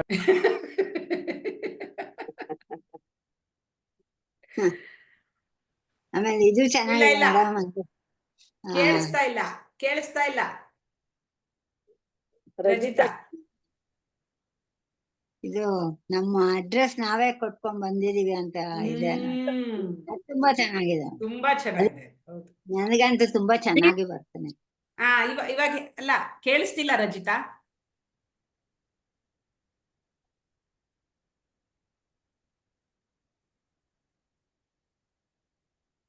ಇಲ್ಲ, ಏನು ಕೇಳಿಸ್ತಾ ಇಲ್ಲ. ಹೋಗ್ಲಿ ಬಿಡಿ. ಏನಾಯ್ತು? ಮುಂದಿನ ಪ್ರಶ್ನೆ ಅದೇ ಕ್ವಿಟ್ ಮಾಡಿ ಬರ್ತಾರೆ ಬಿಡಿ, ನೋಡೋಣ. ಶ್ರೀನಿವಾಸ ಮೂರ್ತಿ ಅವರಿಗೆ ಸರ್, ಜ್ಞಾನಿ ಮಹಾಭೋಗಿ ಅನ್ನೋದನ್ನ ವಿವರಿಸಿ ಸರ್. ಚೆನ್ನಾಗಿದೆ. ಅವನು ಜ್ಞಾನಿ ಮಹಾಭೋಗಿ ಮಹಾಯೋಗಿ. ಅವನು ಎಲ್ಲ ನಮ್ ತರ ಎಲ್ಲ ಯೋಚನೆ ಮಾಡಲ್ಲ. ನೋಡಿ, ನೀರಿದ್ರೆ ನಿಮ್ ತರ ಕುಡಿತಾನೆ, ನೀರಿಲ್ವಾ ಬರೀ ಲೋಟ ಇಟ್ಕೊಂಡಿರ್ತಾನೆ ಅಲ್ವಾ? ಕೇಳಿಸ್ತಾ ಇದ್ಯಾ? ನೀರಿತ್ತು ಅಂದ್ರೆ ನಿಮ್ ತರ ಚೆಂಬಲ್ಲಿ ನೀರ್ ಕುಡಿತಾನೆ, ನೀರಿಲ್ವಾ ಬರೀ ಚೆಂಬ್ತಾನೆ ಬಿಡು ಅಂತ ಹಾಗೆ ಇರ್ತಾನೆ. ಸೊ ಯಾವ್ದಿದೆ ಅದನ್ನ ಅವನು ಅಕ್ಸೆಪ್ಟ್ ಮಾಡ್ತಾನೆ. ಯಾವ್ದು ಇಲ್ವಾ ಅದ್ರ ಬಗ್ಗೆ ಚಿಂತನೆ ಇಲ್ಲ ಅವನಿಗೆ. ಏನಪ್ಪಾ ನನಗೆ ಕಾರ್ ಇಲ್ಲ, ಬಂಗ್ಲೆ ಇಲ್ಲ, ಇದಿಲ್ಲ ಅಂತ. ಅಥವಾ ಎಲ್ಲಾ ಇತ್ತು ಅಂದ್ರೂ ಅದರಲ್ಲಿ ಅವನು ಎಂಜಾಯ್ ಮಾಡ್ಕೊಂಡು ಇರ್ತಾನೆ. ಇದು ಕೆಲವ್ರು ಏನ್ ಹೇಳ್ತಾರೆ, ಈ ಇವ್ರು ಸನ್ಯಾಸಿಗಳು ಎಲ್ಲವನ್ನು ಬಿಟ್ಬಿಡ್ಬೇಕು ಅಂತ ಹೇಳ್ತಾರೆ. ಆಕ್ಚುಲಿ ಎಲ್ಲವನ್ನು ಬಿಟ್ಬಿಟ್ಟು ಅಂತ ಹೇಳಿದ್ರೆ ಪ್ರಾಕ್ಟಿಕಲಿ ನೀನ್ ಎಲ್ಲಿಂದ ಬಿಡಬೇಕು? ನಿನ್ನ ಮನಸ್ಸಿಂದ ಬಿಡಬೇಕು, ಹೌದಲ್ವಾ? ಬರೀ ನಾನು ಹಾಗೆ ಬಿಟ್ಟೆ ಅಂತ ಹೇಳ್ಬಿಟ್ಟು ಒಳಗಡೆ ಆಸೆಗಳು ಇಟ್ಕೊಂಡಿದ್ರೆ ಏನು ಪ್ರಯೋಜನ ಇಲ್ಲ. ಜ್ಞಾನಿಯ ಲಕ್ಷಣ ಏನು ಅಂದ್ರೆ ಅವನು ಹೇಗಿದೆ ಹಾಗೆ ಸ್ವೀಕಾರ ಮಾಡ್ತಾನೆ. ಬಟ್ ಹಿ ವಿಲ್ ನಾಟ್ ಬೇಡ ಅಂತಾನು ಹೇಳೋದಿಲ್ಲ, ಅಥವಾ ಬೇಡದೇ ಇರೋದ್ ಬಗ್ಗೆ ದುಃಖನೂ ಪಡೋದಿಲ್ಲ. ಸೊ ಅವನು ಸಮತ್ವ ಭಾವ, ಯಾಕೆಂದ್ರೆ ಅವನ ಇರುತ್ತಲ್ವಾ, ಸೊ ಅದನ್ನು ಹಾಗೇ ಸ್ವೀಕಾರ ಮಾಡಿ ಅವನು ತನ್ನ ಪೂರ್ಣ ಅವನ ಒಂದು ಪ್ರಾರಬ್ಧ ಕರ್ಮ ಇರೋ ತನಕ ಅದು ಯಾವುದೇ ರೀತಿ ಬರಲಿ ಅದನ್ನ ಸ್ವೀಕಾರ ಮಾಡ್ತಾನೆ. ಆಕ್ಚುಲಿ ಇನ್ ರಿಯಾಲಿಟಿ ಹೇಳೋದಾದ್ರೆ ಪ್ರಾರಬ್ಧ ಕರ್ಮ ಅನ್ನೋದು ಸಂಧಿ ಸಾಧಕರ ಪಾಯಿಂಟ್ ಆಫ್ ವ್ಯೂ ಅನ್ಸುತ್ತೆ. ಬಿಕಾಸ್ ಆ ಹಂತಕ್ಕೆ ಹೋದಾಗ ಈ ರಮಣ ಮಹರ್ಷಿಗಳು ಅವ್ರವ್ರು ಹೋದಾಗ ಅವನಿಗೇನಂದ್ರೆ ಪ್ರಾರಬ್ಧ ಕರ್ಮದಿಂದ ನನಗೆ ಈ ತರ ಕ್ಯಾನ್ಸರ್ ಆಗಿದೆ ಅಂತ ಅವನಿಗೆ ಯೋಚನೆ ಇರುತ್ತೋ ಇಲ್ವ? ನಮಗೆ ಯೋಚನೆ ಇರುತ್ತೆ. ನೋಡ್ರಿ, ಜ್ಞಾನಿಗೂ ತಿಳುವಂತೆ ಪ್ರಾರಬ್ಧ ಕರ್ಮ, ಅವ್ರಿಗೂ ಪಾಪ ಕ್ಯಾನ್ಸರ್ ಬಂತೆ ಅಂತ. ಅವ್ನು ಯಾವ ಲೆವೆಲ್ ಅಲ್ಲಿ ಇರ್ತಾನೆ ಅಂತ ವಿ ಕೆನಾಟ್ ಈವನ್ ಇಮ್ಯಾಜಿನ್ ಅಲ್ವಾ? ಸೊ ಇಟ್ ಇಸ್ ಓನ್ಲಿ ಸಾಧಕರು ಅಯ್ಯೋ ನೋಡ್ರಿ ಅಂತ ಜ್ಞಾನಿಗಳಿಗೂ ಬಿಟ್ಟಿದ್ದಿಲ್ಲ ಅಂದ್ರೆ ನಮಗೂ ನಿಮಗೂ ಬಿಟ್ಟಿದ್ದ ಅಂತ ಹೇಳ್ಕೊಡೋ ಒಂದು ಇದಕ್ಕೆ ಅಷ್ಟೇ ಹೊರತು ಜ್ಞಾನಿಯ ಹಂತ ತಿಳ್ಕೊಬೇಕಾದ್ರೆ ನಾವು ಜ್ಞಾನಿ ಆಗ್ಬೇಕು. ಬಿಕಾಸ್ ದ ಮೆಂಟಲ್ ಡೊಮಿನಾ ನಾವು ವಿ ಕೆನಾಟ್ ಜಡ್ಜ್ ಅಂತ ಅನ್ಸುತ್ತೆ. ಆದ ಕಾರಣ ಅವನು ಪ್ರಾರಬ್ಧ ಕರ್ಮ ಇದೆ ಅನ್ನೋ ಥರದಲ್ಲಿ ನಮ್ಮ ಅನಿಸಿಕೆ. ಬಟ್ ಜ್ಞಾನಿ ಹಂತದಲ್ಲಿ ಅವನಿಗೆ ಒಂದು ಚೂರು ಅವನು ಎಲ್ಲ ಇದನ್ನು ಗುಣಗಳು ಮೀರಿದನಲ್ವಾ, ಹಾಗೂ ಎಲ್ಲ ಇದನ್ನು ಪ್ರಾರಬ್ಧನೂ ಇಲ್ಲ, ಸಂಚಿತಾನೂ ಇಲ್ಲ, ಆಗಾಮಿನೂ ಇಲ್ಲ, ಕ್ರಿಯಾವಾಣನೂ ಇಲ್ಲ ಅಂದ್ರೆ ಅವನು ಓನ್ಲಿ ಈ ಯೂಸಸ್ ಇಸ್ ಬಾಡಿ ಒಂದೇ ಇನ್ಸ್ಟ್ರೂಮೆಂಟ್ ತರ ಆಗ್ತಾನೆ ಅಲ್ವಾ? ಅದು ಕರ್ತೃತ್ವ ಭಾವನೆ ಬಿಟ್ಬಿಟ್ಟಿರ್ತಾನೆ. ಆದ ಕಾರಣ ಅವನಿಗೆ ಚೆನ್ನಾಗಿ ಗೊತ್ತಿರುತ್ತೆ ಇದು ಯಾವುದು ನನಗೆ ಬಾಧೆ ಕೊಡ್ತಾ ಇಲ್ಲ, ಅದು ಈ ದೇಹದ ಭಾವ ಅನ್ಕೊಂಡು ಅವನು ಬೇರೆಯಾಗೆ ನೋಡ್ತಾ ಇರ್ತಾನೆ. ಸೊ ಆದ ಕಾರಣ ಜ್ಞಾನಿ ಹೇಗಿದೆಯೋ ಅದನ್ನ ಹಾಗೆ, ಅಂದ್ರೆ ಒಬ್ಬೊಬ್ಬರದ್ದು ಅವರದ್ದು ಇಂಡಿವಿಜುವಲ್ ಇರುತ್ತೆ. ಕೆಲವರು ತುಂಬಾ ಸುಮ್ಮನೆ ನಮ್ಮ ರಮಣ ಮಹರ್ಷಿ ಇರ್ತಾರೆ, ಇರೋರು ಇರ್ತಾರೆ ಅಲ್ವಾ? ನಮ್ಮ ಸದ್ಗುರುಗಳು ಇದ್ದಂಗೂ ಇರ್ತಾರೆ, ಬೇರೆ ಬೇರೆಯವರು ಬಹಳ ಜೋರಾಗೂ ಇರ್ತಾರೆ. ಅದಕ್ಕೆ ನಿಮ್ಮ ಇದರದ್ದೇ ಇದೆಯಲ್ಲ, ಯಾರು ರಾಜ ಯಾರವರು, ಜನಕ ಮಹಾರಾಜರು, ಹಾಗೆ ಆ ಥರದಲ್ಲಿ. ಸೊ ಅದು ಒಳಗೆ ಅವರಷ್ಟು ಕ್ಲೀನಪ್ ಆಗಿರ್ತಾರೆ ಅದು ಸಾಮಾನ್ಯ ಜನರಿಗೆ ಅದು ಗೊತ್ತಾಗಲ್ಲ ಅಂತ ಅನ್ಸುತ್ತೆ. ಕರೆಕ್ಟಾ ಮೇಡಮ್? ಅಷ್ಟೇ ಹೇಳಿದ್ದೆ. ಓಕೆ.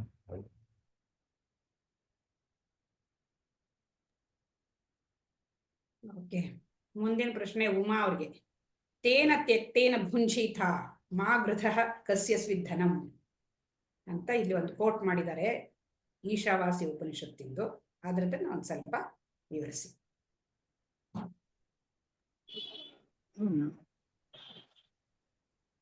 ಇದು ಇಂಪಾರ್ಟೆಂಟ್ ಈ ವಿಷಯ. ಇವತ್ತಿನ ಒಂದು ಇದ್ರೊಳಗೆ ತುಂಬಾ ಮುಖ್ಯವಾಗಿ ಇರುವಂತದ್ದು ವಿಷಯ ಇದು. ಅದ್ರೊಳಗೆ ಹೇಳ್ತಾರೆ ಈಶಾವಾಸ್ಯವಿದಂ ಸರ್ವಂ ಯತ್ಕಿಂಚಿತ್ ಜಗತ್ ಜಗತ್ ಜಗತ್ತೇನ ತ್ಯಕ್ತೇನ ಭುಂಜಿತಃ. ಮುಂದಿನ ಗೊತ್ತಿಲ್ಲ. ಸೊ ಇದು ಎಲ್ಲವೂ, ಈ ಸೃಷ್ಟಿ ಏನಿದೆ ಇದೆಲ್ಲವೂ ಈಶ್ವರನಿಂದ ವ್ಯಾಪ್ತವಾಗಿದೆ. ಎಲ್ಲವೂ ಈಶ್ವರನಿಂದನೇ ಸಂಪೂರ್ಣವಾಗಿ ಇರೋದು. ಎಲ್ಲವೂ ಈಶ್ವರನೇ. ಈ ಜಗತ್ತು ಈಶ್ವರನಿಂದನೇ ಆಗಿದೆ. ಹಾಗಾದ್ರೆ ಏನ್ ಈಶ್ವರ ಅಂದ್ರೆ ಏನು?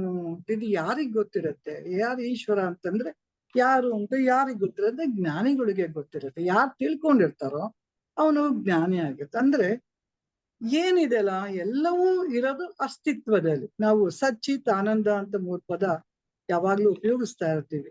ಏನ್ ಈ ಸತ್ ಅಂದ್ರೆ ಅಸ್ತಿತ್ವ, ಇರವು ಅನ್ನೋದು. ಎಲ್ಲವೂ ಆ ಇರುವೇ ಆಗಿರತ್ತೆ ಅದ್ರೊಳಗೆ, ಆ ಸತ್ ಅನ್ನೋದ್ರೊಳಗೆ.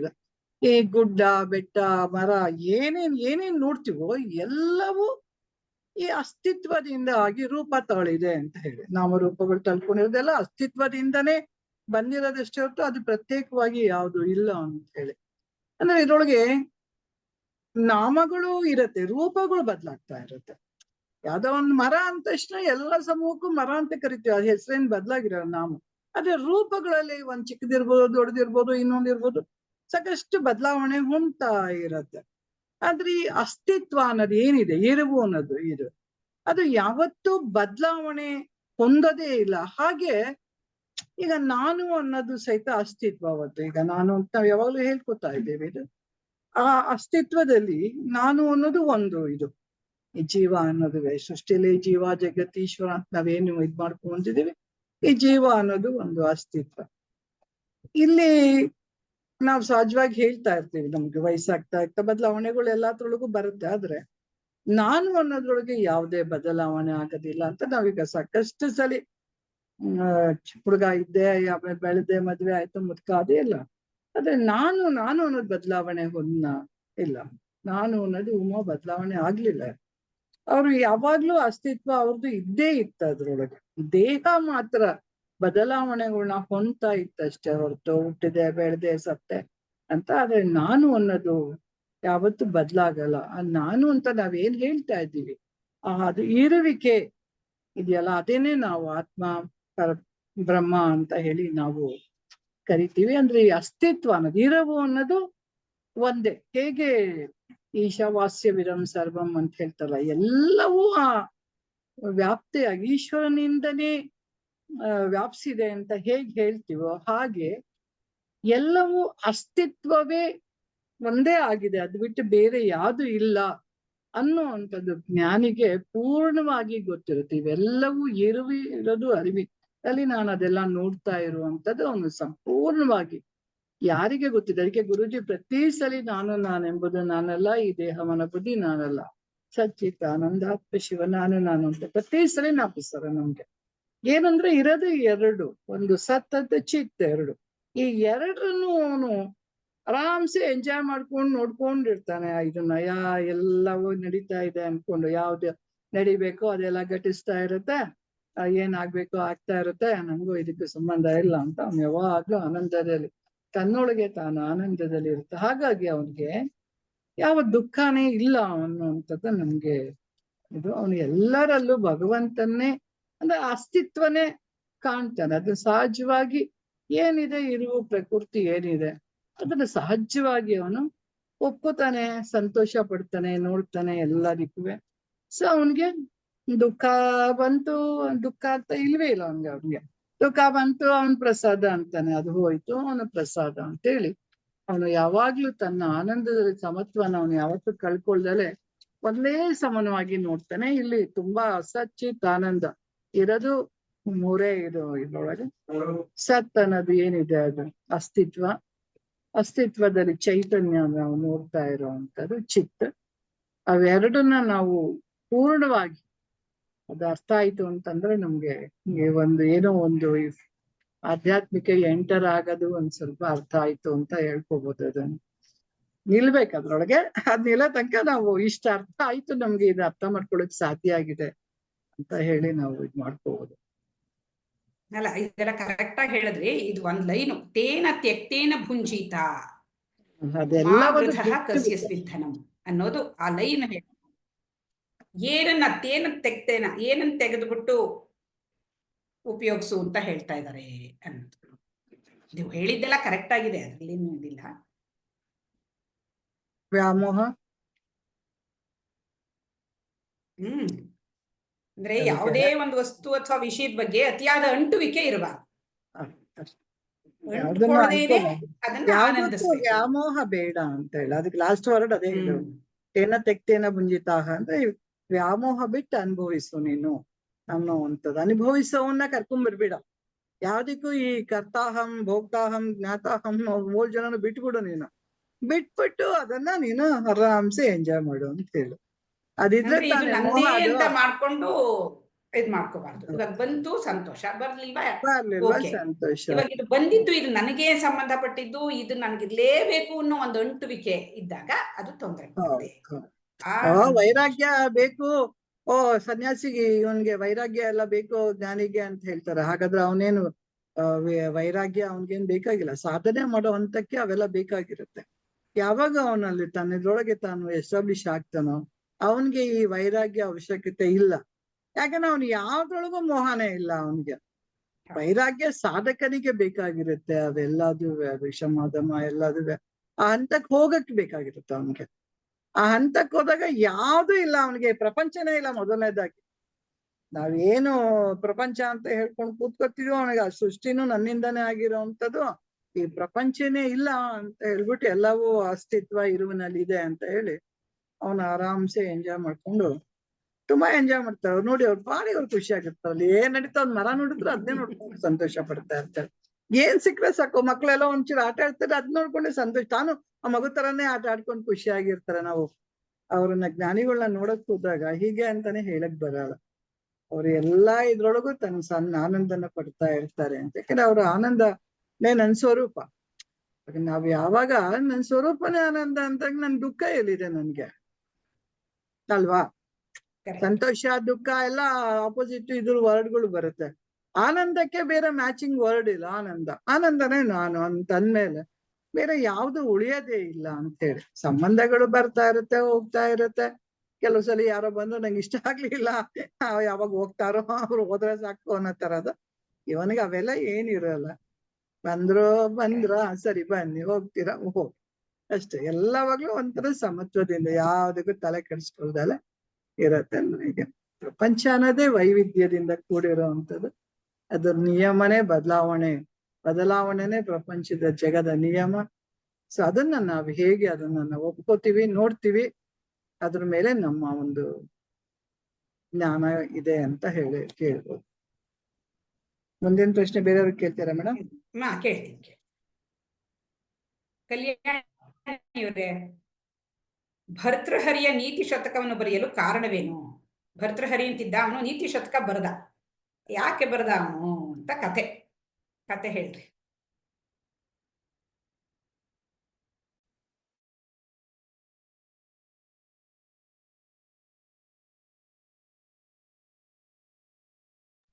ಮ್ಯೂಟ್ ಆಗಿದೆ, ಅನ್ಮ್ಯೂಟ್ ಮಾಡ್ಕೊಳ್ಳಿ. ಭರ್ತೃಹರಿ ಅಂತ ರಾಜ ನೀತಿ ಶತಕ, ಶೃಂಗಾರ ಶತಕ ಅಂತ ಅನ್ನೋದನ್ನು ಬರ್ದಿದ್ದಾರೆ. ಈ ಅದಕ್ಕೆ ಅದು ಏನಂದ್ರೆ, ಒಬ್ಬ ಸನ್ಯಾಸಿ ಬಂದು ಯಜ್ಞದ ಪ್ರಸಾದವನ್ನು ರಾಜನಿಗೆ ಪ್ರೀತಿಯಾಗಿ ಇರುವವರಿಗೆ ಕೊಡು ಅಂತ ಕೊಟ್ಟಿದ್ದಾನೆ. ಆ ರಾಜ ತನ್ನ ಪ್ರೀತಿಯ ಹೆಂಡತಿಗೆ ಆ ಪ್ರಸಾದವನ್ನು ಕೊಡ್ತಾನೆ. ಆ ಸೇನಾಧಿಪತಿ ಯಜ್ಞ ಪ್ರಸಾದವನ್ನು ತನ್ನ ಪ್ರೀತಿಯ ರಾಜನಿಗೆ ಕೊಟ್ಟಿದ್ದಾನೆ. ರಾಜನ ಪ್ರೀತಿ ಹೆಂಡತಿ ಮೇಲೆ, ಸೇನಾಧಿಪತಿ ಪ್ರೀತಿ ರಾಜನ ಮೇಲೆ. ರಾಜನಿಗೆ ಇದು ಇದು ಗೊತ್ತಾಗ್ಬಿಟ್ಟು ರಾಜರಿಕವನ್ನು ಬಿಟ್ಟು ಸನ್ಯಾಸತ್ವ ತಗೊಂಡಿದ್ದಾನೆ. ಅವನಿಗೆ ಎಲ್ಲ ಕ್ಷಣಿಕ ಅಂತ ಗೊತ್ತಾಗಿದೆ ರಾಜನಿಗೆ. ಜ್ಞಾನಿಗೆ ದುಃಖ ಅನ್ನೋದೇ ಇರಲ್ಲ. ಅವನಿಗೆ ಒಂದೇ ಒಂದು ಶಾಶ್ವತವಾದ ಸಂಬಂಧ ಇದೆ. ಅದೇ ಆ ಸಂಬಂಧವೇ ತ್ವಮೇವ ಮಾತಾ ಪಿತಾ ತ್ವಮೇವ ತ್ವಮೇವ ಬಂಧುಶ್ಚ ಸಖಾ ತ್ವಮೇವ ತ್ವಮೇವ ಜ್ಞಾಸ್ತು ಶ್ರವಣಂ ತ್ವಮೇವ ತ್ವಮೇವ ದೇವ ಮಮ ದೇವ ದೇವ. ತಂದೆ ತಾಯಿ ಬಂಧು ಬಳಗ ಗುರು ಎಲ್ಲವೂ ನೀನೇ ಅಂತ. ಎಲ್ಲವೂ ಈಶ್ವರನೇ ಅದು. ನಾನು ಯಾರು ಅಂದ್ರೆ ಆತ್ಮ ಸಂಬಂಧವನ್ನು ಅಂದುಕೊಂಡಿರೋರಿಗೆ ಬಾಹ್ಯ ಸಂಬಂಧಗಳು ಕಷ್ಟನೇ ಕೊಡೋದಿಲ್ಲ. ಜ್ಞಾನಿ ಜೀವಾತ್ಮ ಪರಮಾತ್ಮ ಏಕತ್ವ ಭಾವನೆಯಿಂದ ಜೀವನ ಮಾಡ್ತಾನೆ. ಅದಕ್ಕೆ ಜ್ಞಾನನಿಷ್ಠ ಅಂತ ಹೇಳ್ತಾರೆ ಜ್ಞಾನಿಗೆ. ಜ್ಞಾನ ದೃಷ್ಟಿಯಿಂದ ಜ್ಞಾನಿಗೆ ಎಲ್ಲಾನು ಗೊತ್ತಾಗುತ್ತೆ. ಇದು ಜೀವನ್ಮುಕ್ತನ ಲಕ್ಷಣ.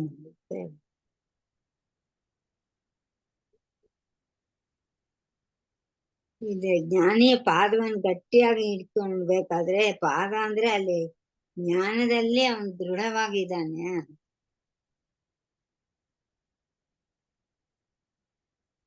ಅದೇ ಅಲ್ವ? ಅದೇ ಅಷ್ಟೇ.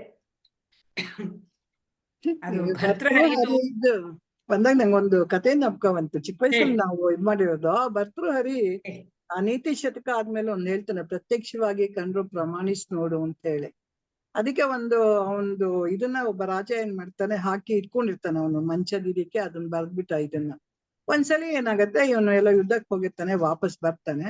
ವಾಪಸ್ ಬಂದಾಗ ಏನಾಗತ್ತೆ, ಅವನು ಹೆಂಡತಿ ಮಲಗಿರ್ತಾಳೆ, ಹೆಂಡತಿ ಪಕ್ಕ ಇನ್ನೊಬ್ರು ಯಾರೋ ಒಬ್ಬ ಗಂಡ್ಸು ಮಲ್ಕೊಂಡಿರ್ತಾನೆ. ನೋಡ್ತಾನೆ, ಅವನಿಗೆ ಸಿಕ್ಕಾಪಟ್ಟೆ ಕೋಪ ಬಂದ್ಬಿಡತ್ತೆ. ಏನ್ ಮಾಡ್ತಾನೆ, ಹೆಂಡತಿ ಯಾರು ಪಕ್ಕದಲ್ಲಿ ಇರೋನ್ ಜೊತೆ ಮಲ್ಕೊಂಡಿದ್ದಾಳೆ ಅಂತ ಹೇಳ್ಬಿಟ್ಟು ಕತ್ತಿನ ಹಿಂಗೆ ತೆಗಿತಾನೆ. ತಕ್ಷಣ ಅವಳು ಎಚ್ಚರ ಆಗ್ತಾಳೆ. ಎಚ್ಚರ ಆದ್ಮೇಲೆ ಏನು ಅಂತಾನೆ, ನೀನ್ ಯಾವ್ದೋ ಪರಪುರುಷನ್ ಜೊತೆ ಎಲ್ಲ ಮಲ್ಕೊಂಡಿದ್ಯಾ, ನಾನು ಯುದ್ಧಕ್ಕೆ ಹೋಗಿ ಬಂದಿದ್ದೀನಿ ಅಂತ ಹೇಳ್ತಾ ಇರ್ತಾರೆ. ಇಲ್ಲ, ಅವನ್ ಕತ್ತಿ ಎತ್ತದಾಗ ಆ ಕತ್ತಿ ಏನಾಗತ್ತೆ, ಪ್ರತ್ಯಕ್ಷವಾಗಿ ಕಂಡರು ಪ್ರಮಾಣಿಸ್ ನೋಡು ಅಂತಿರತ್ತಲ್ಲ, ಅಲ್ಲಿಗೆ ಹೋಗಿ ಟಚ್ ಆಗತ್ತೆ ಅವನ್ ಕತ್ತಿ. ಅವಾಗ ಕತ್ತೆತ್ ನೋಡ್ತಾನೆ. ಅವಾಗ ಇವ್ ನಿಮಿಷ ಇರೋಣ, ಏನಾಗಿದೆ ಅಂತ ಕೇಳೋಣ ಅಂತ ಅವ್ರನ್ನ ಎಬ್ಬಿಸ್ತಾರೆ. ಎಬ್ಬಿಸಿದಾಗ ಅವ್ರು ಹೇಳ್ತಾರೆ, ರಾಜ ನೀನ್ ಇರ್ಲಿಲ್ವಲ್ಲ, ನಮಗೆ ಬೇಜಾರಾಗ್ತಾ ಇತ್ತು. ನಾವೇ ಹೆಂಗಸೆಲ್ಲ ಸೇರ್ಕೊಂಡು ಒಂದು ನಾಟಕ ಮಾಡಿದ್ವಿ ನಾವು. ಕೊನೆಗೆ ಸುಸ್ತಾಗ್ಬಿಟ್ಟು ನಾವು ಹಾಗೆ ಮಲ್ಕೊಂಡ್ಬಿಟ್ವಿ. ಇವಳು ಸ್ತ್ರೀನೇ ಇದು ಅಂತ ಅವಳು ಹೇಳ್ತಾಳೆ. ಅವಾಗ ಏನಾಗತ್ತೆ, ಅವನಿಗೆ ನಾನು ಎಂತ ತಪ್ಪು ಮಾಡಕ್ ಹೊರಟಿದ್ದೆ, ನನ್ಗೆ ಇದು ಎಷ್ಟು ಚೆನ್ನಾಗಿ ಕಲಿಸ್ತು, ನನಗೆ ಅಲ್ಲಿಗೆ ಟಚ್ ಆಗ್ಲಿಲ್ಲ, ಅದಕ್ಕೆ ತಾಕ್ಲಿಲ್ಲ ಅಂದಿದ್ರೆ ನಾನು ಇವ್ರನ್ನ ಸಾಯಿಸ್ಬಿಡ್ತಾ ಇದ್ದಲ್ಲ ಅಂತ ಹೇಳಿ ಆ ನೀತಿ ಶತಕದಲ್ಲಿ ಬರುತ್ತೆ. ಅದು ನನ್ಗೆ ಆ ಕತೆ ಜ್ಞಾಪಕ ಇತ್ತು. ಈ ಶೃಂಗಾರ ಶತಕ ಕೇಳಿದ್ದೆ ನಾನು, ಸ್ವಾಮಿ ಶೃಂಗಾರ ಶತಕ ಎಲ್ಲ ಬರ್ದಿರೋದು ಅಂತ. ಆದ್ರೆ ಅವ್ರು ಹಂತಕ್ಕೆ ಹೋಗ್ತಾರೆ ನೀತಿ ಶತಕಕ್ಕೆ ಬಂದಾಗ ಅಂತ. ನಾವು ನನಗ್ ತುಂಬಾ ಇಷ್ಟ ಆಗಿರೋರು ಅಂತ ಹೋಗಿ ಅವನು ಅಷ್ಟೊಂದ್ ಜನ ಹೆಂಡತಿರು ಯಾರೋ ಪ್ರೀತಿಯಾಗಿರೋಳು ಒಬ್ಳಿಗೆ ಕೊಡ್ತಾಳೆ. ಅವಳು ಏನ್ ಮಾಡ್ತಾಳೆ, ಅವನ್ಗೆ ಇಷ್ಟ ಅಂತ ಅದು ಹೇಳ್ತಾವಲ್ಲ, ಅವನ ಒಳ್ಳೆ ಕೃಷಿಕಾಗಿ ಬಯಸಾಕ್ ಕೂತಿರತ್ತೆ ಅವನ್ಗೆ. ಅದಕ್ಕೆ ಅವಳು ಏನ್ ಮಾಡ್ತಾಳೆ, ಅವನ್ ಸೇನಾಧಿಪತಿನ ಇಷ್ಟ ಪಡ್ತಾ ಇರ್ತಾಳೆ ಅಂತೇಳಿ. ಅಂದ್ರೆ ತುಂಬಾ ಚೆನ್ನಾಗಿದೆ ಅದು. ನಮ್ಗೆ ಪ್ರತಿ ಸಲಿ ಒಂದೊಂದ್ ಮಾರಲ್ ತಿಳಿಸ್ಕೊಡ್ತಾ ಇರುವಂತದ್ದು. ಸಂಬಂಧಗಳು ಶಾಶ್ವತ ಅಲ್ಲ. ಯಾವ ಸಂಬಂಧ ನನಗೆ ಶಾಶ್ವತ ಕೊಡುವಂಥದ್ದು, ನನ್ನ ಆತ್ಮ ಸಂಬಂಧ, ಆತ್ಮದಲ್ಲಿ ನೆಲೆ ನಿಲ್ಲದು. ಆ ಸಂಬಂಧ ನಾವು ಯಾವಾಗ ಬೆಳೆಸ್ಕೋತೀವೋ ಅದು ನಂಗೆ ಶಾಶ್ವತವಾದ ಸುಖ ಕೊಡತ್ತೆ ಅನ್ನುವಂಥದ್ದು ಪಾಯಿಂಟ್. ಅದನ್ನ ನಾವು ಗಟ್ಟಿ ಹಿಡ್ಕೋಬೇಕಾಗಿರುವಂಥದ್ದು. ಮಿಕ್ಕಿದೆಲ್ಲವೂ ಲೌಕಿಕದಲ್ಲಿ ಬರುವಂತ ಯಾವುದೇ ಸಂಬಂಧಗಳು ಅಶಾಶ್ವತ ಅನ್ನುವಂಥದ್ದು ಜ್ಞಾನ. ಇದು ಇನ್ನೊಂದ್ಸಲಿ ಆ ಪಾದಗಳ ಬಗ್ಗೆ ವಿವೇಕ ವೈರಾಗ್ಯ ಎರಡು. ಆ ಪಾದ ಗಟ್ಟಿಯಾಗಿರ್ತಾನೆ. ಆ ಪಾದ ಏನು ಅಂತಂದ್ರೆ ಒಂದು ವಿವೇಕ, ಒಂದು ವೈರಾಗ್ಯದ ಸಂಕೇತ ಅಂತ ಹೇಳಿ. ಕೊನೆ ಪ್ರಶ್ನೆ ಕಲ್ಪನೆ ಕೇಳೋಣ ಅನ್ಕೊಂಡೆ, ತಡೀರಿ ಕಲ್ಪನನ್ ಕೇಳ್ಬಿಡ್ತೀನಿ. ಅಲ್ಲ, ನಾನ್ ಗಟ್ಟಿಯಾಗಿ ಇಟ್ಕೊಂಡಿದ್ದೆ. ಇದು 2 ವಾರ ನಾ ಬರ್ಕೊಂಡಿದ್ದೆ ಅಷ್ಟೇನೆ. ಮೇಡಮ್ ಹೇಳ್ಬಿಡಿ ಮೇಡಮ್. ಇಲ್ಲ ಬೇಡ ತಡೀರಿ, ಅವರು ಇವಾಗ ಸ್ವಲ್ಪ ಕ್ಲೂ ಕೊಟ್ಬಿಟ್ಟಿದ್ದಾರೆ, ನೀವು ಹೇಳಿ ನೋಡೋಣ. ಜ್ಞಾನಿಯ ಪಾದಗಳನ್ನು ಗಟ್ಟಿಯಾಗಿ ಹಿಡಿದುಕೊಳ್ಳಬೇಕು ಎನ್ನುವುದರ ಅರ್ಥವೇನು? ಇಲ್ಲ, ಇವಾಗ ಕಲ್ಯಾಣಿ ಅವ್ರು ಆಲ್ರೆಡಿ ಹೇಳಿದ್ರು.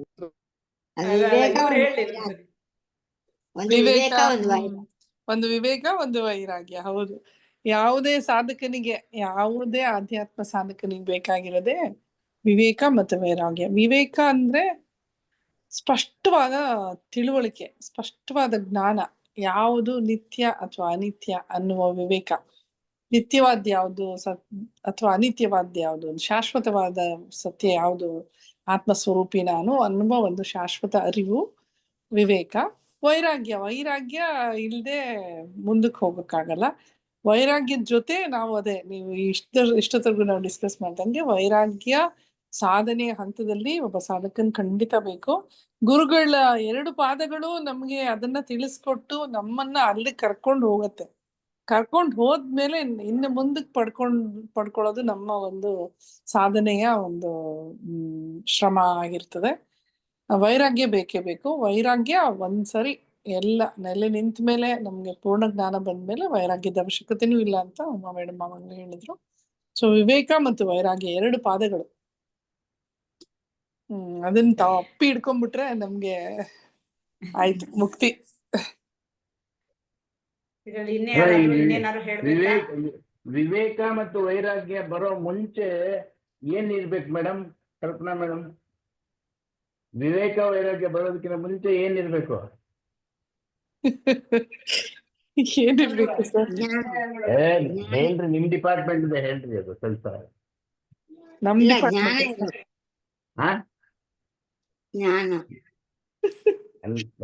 ಅದೆಲ್ಲ ಕೊನೆದ್ರಿ. ಇವ್ರು ಕಲ್ಪನಾ ಡಿಪಾರ್ಟ್ಮೆಂಟ್ ಇದೆ. ಏನ್ ಸರ್ ಹುಟ್ಟು ಮನುಷ್ಯನಾಗ ಹುಟ್ಟಿರ್ಬೇಕು. ಆರೋಗ್ಯ ಆರೋಗ್ಯ ಓಕೆ. ಆರೋಗ್ಯ ಇಲ್ದೇ ಇದ್ರೆ ಬೇಡವಾ? ಇಲ್ದೇ ರೋಗಿಗೂ ವಿವೇಕ ಸುಸ್ತು, ಅಯ್ಯೋ ನಂದು ಅನ್ಕೊಂಡ್ರೆ ಸಾಕಾಗಿದೆ, ಎಲ್ಲಿ ವಿವೇಕ ವೈರಾಗ್ಯ ಹೇಳಿ. ಕಲ್ಯಾಣಿ ಮೇಡಮ್ ನಗ್ತಾ ಇದ್ದಾರೆ. ನಾವು ಸರಿ ಇದ್ದು ಎಲ್ಲ ಆರೋಗ್ಯವಾಗಿದ್ರೆ ವಿವೇಕ ವೈರಾಗ್ಯ ಎಲ್ಲ ಇದು. ಇಲ್ಲ ಅಂದ್ರೆ ಅಯ್ಯೋ ಫಸ್ಟ್ ಸರ್ ಮಾಡ್ಕೊಂಡು ಅದನ್ನ ಮಾಡ್ಕೋಬೇಕು ಅಲ್ವೇನ್ರಿ ಕಲ್ಯಾಣಿ ಮೇಡಮ್? ಅದನ್ನ ಸರಿ ಮಾಡ್ಕೋಬೇಕು. ಅದು ಅದ್ರಲ್ಲೇ ನಾವು ಇದಾಗ್ಬಾರ್ದು, ಮುಳುಗೋಗ್ಬಾರ್ದು. ಅದನ್ನ ಸರಿ ಮಾಡ್ಕೊಂಡು ಜ್ಞಾನದ ಬಗ್ಗೆ ಬರ್ಬೇಕು. ಅದಕ್ಕೆ ತಾನೇ ಬಸವಣ್ಣವ್ರು ಹೇಳೋದು, ನೆರೆ ಕೆನ್ನೆಗೆ ತೆರೆಗೆಲ್ಲಕ್ಕೆ ಶರೀರ ಗೂಡು ಹೋಗದ ಮುನ್ನ, ಹಲ್ಲು ಹೋಗಿ ಬೆನ್ನು ಬಾಗಿ ಅನ್ಯರಿಗೆ ಹಂಗಾಗದ ಮುನ್ನ, ಕಾಲ ಮೇಲೆ ಕೈಯ ನೂರಿ ಕೋಲು ಹಿಡಿಯದ ಮುನ್ನ, ಮುಪ್ಪಿಂದೊಪ್ಪ ಬಳಿಯದ ಮುನ್ನ, ಮೃತ್ಯು ಮುಟ್ಟದ ಮುನ್ನ, ಪೂಜಿಸು ಕೂಡಲ ಸಂಗಮ ದೇವನ. ಎಲ್ಲ ಸರಿಯಾಗಿರೋವಾಗ ಮಾಡ್ಕೋಬೇಕು. ಆದ್ರೆ ಸರಿಯಾಗಿರೋವಾಗ ಎಲ್ಲೋ ಓಡ್ತಾ ಇರುತ್ತೆ. ನಾನ್ ಬಿಟ್ರಿಲ್ಲ ಅಂತಿರುತ್ತದು. ಎಲ್ಲ ಸರಿ ಕೊಟ್ರೆ ನಾನ್ ಬಿಟ್ರಿಲ್ಲ, ನಾನ್ ಬರೀ ಜ್ಞಾನಿ ಅನ್ನೋದು ಅಲಂಕಾರ ಇದು. ಅವ್ರು ಹೇಳಿದ ಸತ್ವದಲ್ಲಿ ನಾನು ಬರೀ ಒಳ್ಳೆ ಕಾರ್ಯ ಮಾಡಿದೆ, ಪುಣ್ಯ ಮಾಡಿದೆ, ತುಂಬಾ ಪುಣ್ಯ ಸಂಗ್ರಹ ಮಾಡ್ದ. ಆಮೇಲೆ ಏನ್ ಮಾಡ್ದ, ಹೋದ ಒಂದ್ಸಲಿ ಬ್ರಹ್ಮಲೋಕಕ್ಕೆ ಹೋದ, ಪುಣ್ಯ ಸಂಗ್ರಹ ಮಾಡಿದೀನಿ ಅಂತ ಹೇಳ್ಕೊಂಡು ಬ್ರಹ್ಮನ ಹತ್ರ ಹೋಗ್ತಾನೆ, ಹೇಳ್ತಾನೆ ನಾನು ಎಷ್ಟು ಪುಣ್ಯ ಮಾಡಿದೀನಿ ಅಂತಂದ್ರೆ ಹೇಳಕ್ ಬರಲ್ಲ, ಅದನ್ನ ಸುವರ್ಣಾಕ್ಷರದಲ್ಲೆಲ್ಲ ಬರ್ದಿಡ್ಬೋದು ಅಂತ ಹೇಳ್ತಾನೆ. ಅದಕ್ಕೆ ಬ್ರಹ್ಮ ಹೇಳ್ತಾನೆ, ಅಲ್ಲೊಂದು ಹೋಗು, ಬೆಟ್ಟ ಇದೆ, ಸುವರ್ಣ ಬೆಟ್ಟ ಇದೆ, ಹೋಗಿ ನೀನ್ ಅದ್ರ ಮೇಲೆ ಬರೀ ನೀನೇನೆ ಮಾಡಿದ್ಯಾ ಅಂತ ಹೇಳ್ತಾನೆ. ಅವ್ನ್ ಬಂದ್ ನೋಡ್ತಾನೆ, ಎಲ್ಲೂ ಜಾಗನೇ ಇದೆ, ಕಂಪ್ಲೀಟ್ ತುಂಬೋಗ್ಬಿಟ್ಟಿರುತ್ತೆ, ಎಲ್ಲಾರು ಬರ್ದ್ ಮುಗಿಸಿರ್ತಾರೆ. ಅದೀಗ ಮತ್ತೆ ಬರ್ತಾನೆ, ಏನಿದು ಅಲ್ಲಿ ಒಂಚೂರು ಜಾಗನೇ ಇಲ್ಲ, ನಾನ್ ಹೆಂಗ್ ಬರೀಲಿ ಅಲ್ಲಿ ಅಂತ ಕೇಳ್ತಾನೆ. ಅದಕ್ಕೆ ಅವ್ನ್ ಬ್ರಹ್ಮ ಹೇಳ್ತಾನೆ, ಒಂದ್ ಕೆಲ್ಸ ಮಾಡುತ್ತೋ, ಈ ಬಟ್ಟೆನ ಅದ್ ಅಳಿಸ್ಬಿಡು, ನೀನ್ ಬರೀ ಅಂದ್ರೆ ಎಷ್ಟು ಜನ ಆಗೋದ್ರು. ಅದೇನ ಹೇಳ್ತಲ್ಲ, ಪುಣ್ಯ ಅಲ್ಲಿ ಸಂಗ್ರಹ ಆಗಿರುತ್ತೆ, ಅಲ್ಲಿ ಲೋಕದಲ್ಲಿ ಎಂಜಾಯ್ ಮಾಡಿದ ತಕ್ಷಣ ಮತ್ತೆ ವಾಪಸ್ ಬರ್ತಾನೆ.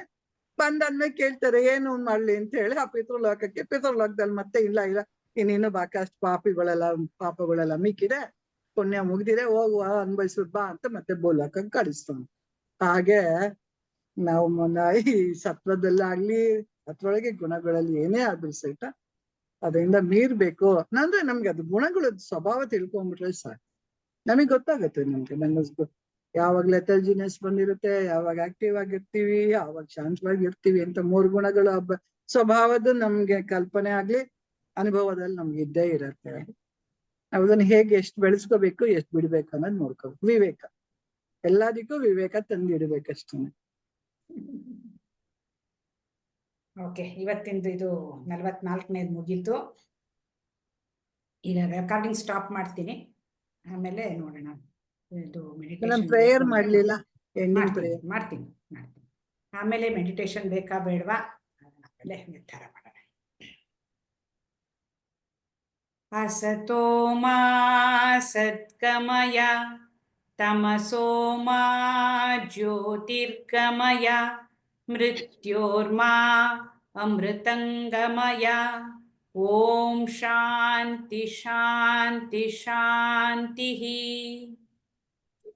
पूर्णमदः पूर्णमिदं पूर्णात् पूर्णमुदुच्यते पूर्णस्य पूर्णमादाय पूर्णमेवावशिष्यते। ओम शांति शांति शांतिः। ನಾನು ನಾನೆಂಬುದು ನಾನಲ್ಲ, ಈ ದೇಹ ಮನಬುದ್ಧಿ ನಾನಲ್ಲ, ಸಚ್ಚಿದಾನಂದಾತ್ಮ ಶಿವನಾನು ನಾನೇ, ಶಿವೋಹಂ ಶಿವೋಹಂ ಶಿವೋಹಂ. ಆತ್ಮದರ್ಶನಂ ಬ್ರಹ್ಮದರ್ಶನಂ ಬ್ರಹ್ಮದರ್ಶನಂ, ಸತ್ಯದರ್ಶನಂ ಸತ್ಯದರ್ಶನಂ. ಅಂತರ್ಜ್ಯೋತಿಃ ಬಹಿರ್ಜ್ಯೋತಿಃ ಪ್ರತ್ಯಗ್ಜ್ಯೋತಿಃ ಪರಾತ್ಪರಾ, ಜ್ಯೋತಿರೇವ ಜ್ಯೋತಿಃ ಸ್ವಯಂ ಜ್ಯೋತಿಃ ಆತ್ಮಜ್ಯೋತಿಃ ಶಿವೋಸ್ಮ್ಯಹಂ. ಲೋಕಾಃ ಸಮಸ್ತಾಃ ಸುಖಿನೋ ಭವಂತು, ಲೋಕಾಃ ಸಮಸ್ತಾಃ ಸುಖಿನೋ ಭವಂತು, ಲೋಕಾಃ ಸಮಸ್ತಾಃ ಸುಖಿನೋ ಭವಂತು. ಹರಿಃ ಓಂ ತತ್ಸತ್. ಶ್ರೀ ಗುರುಭ್ಯೋ ನಮಃ.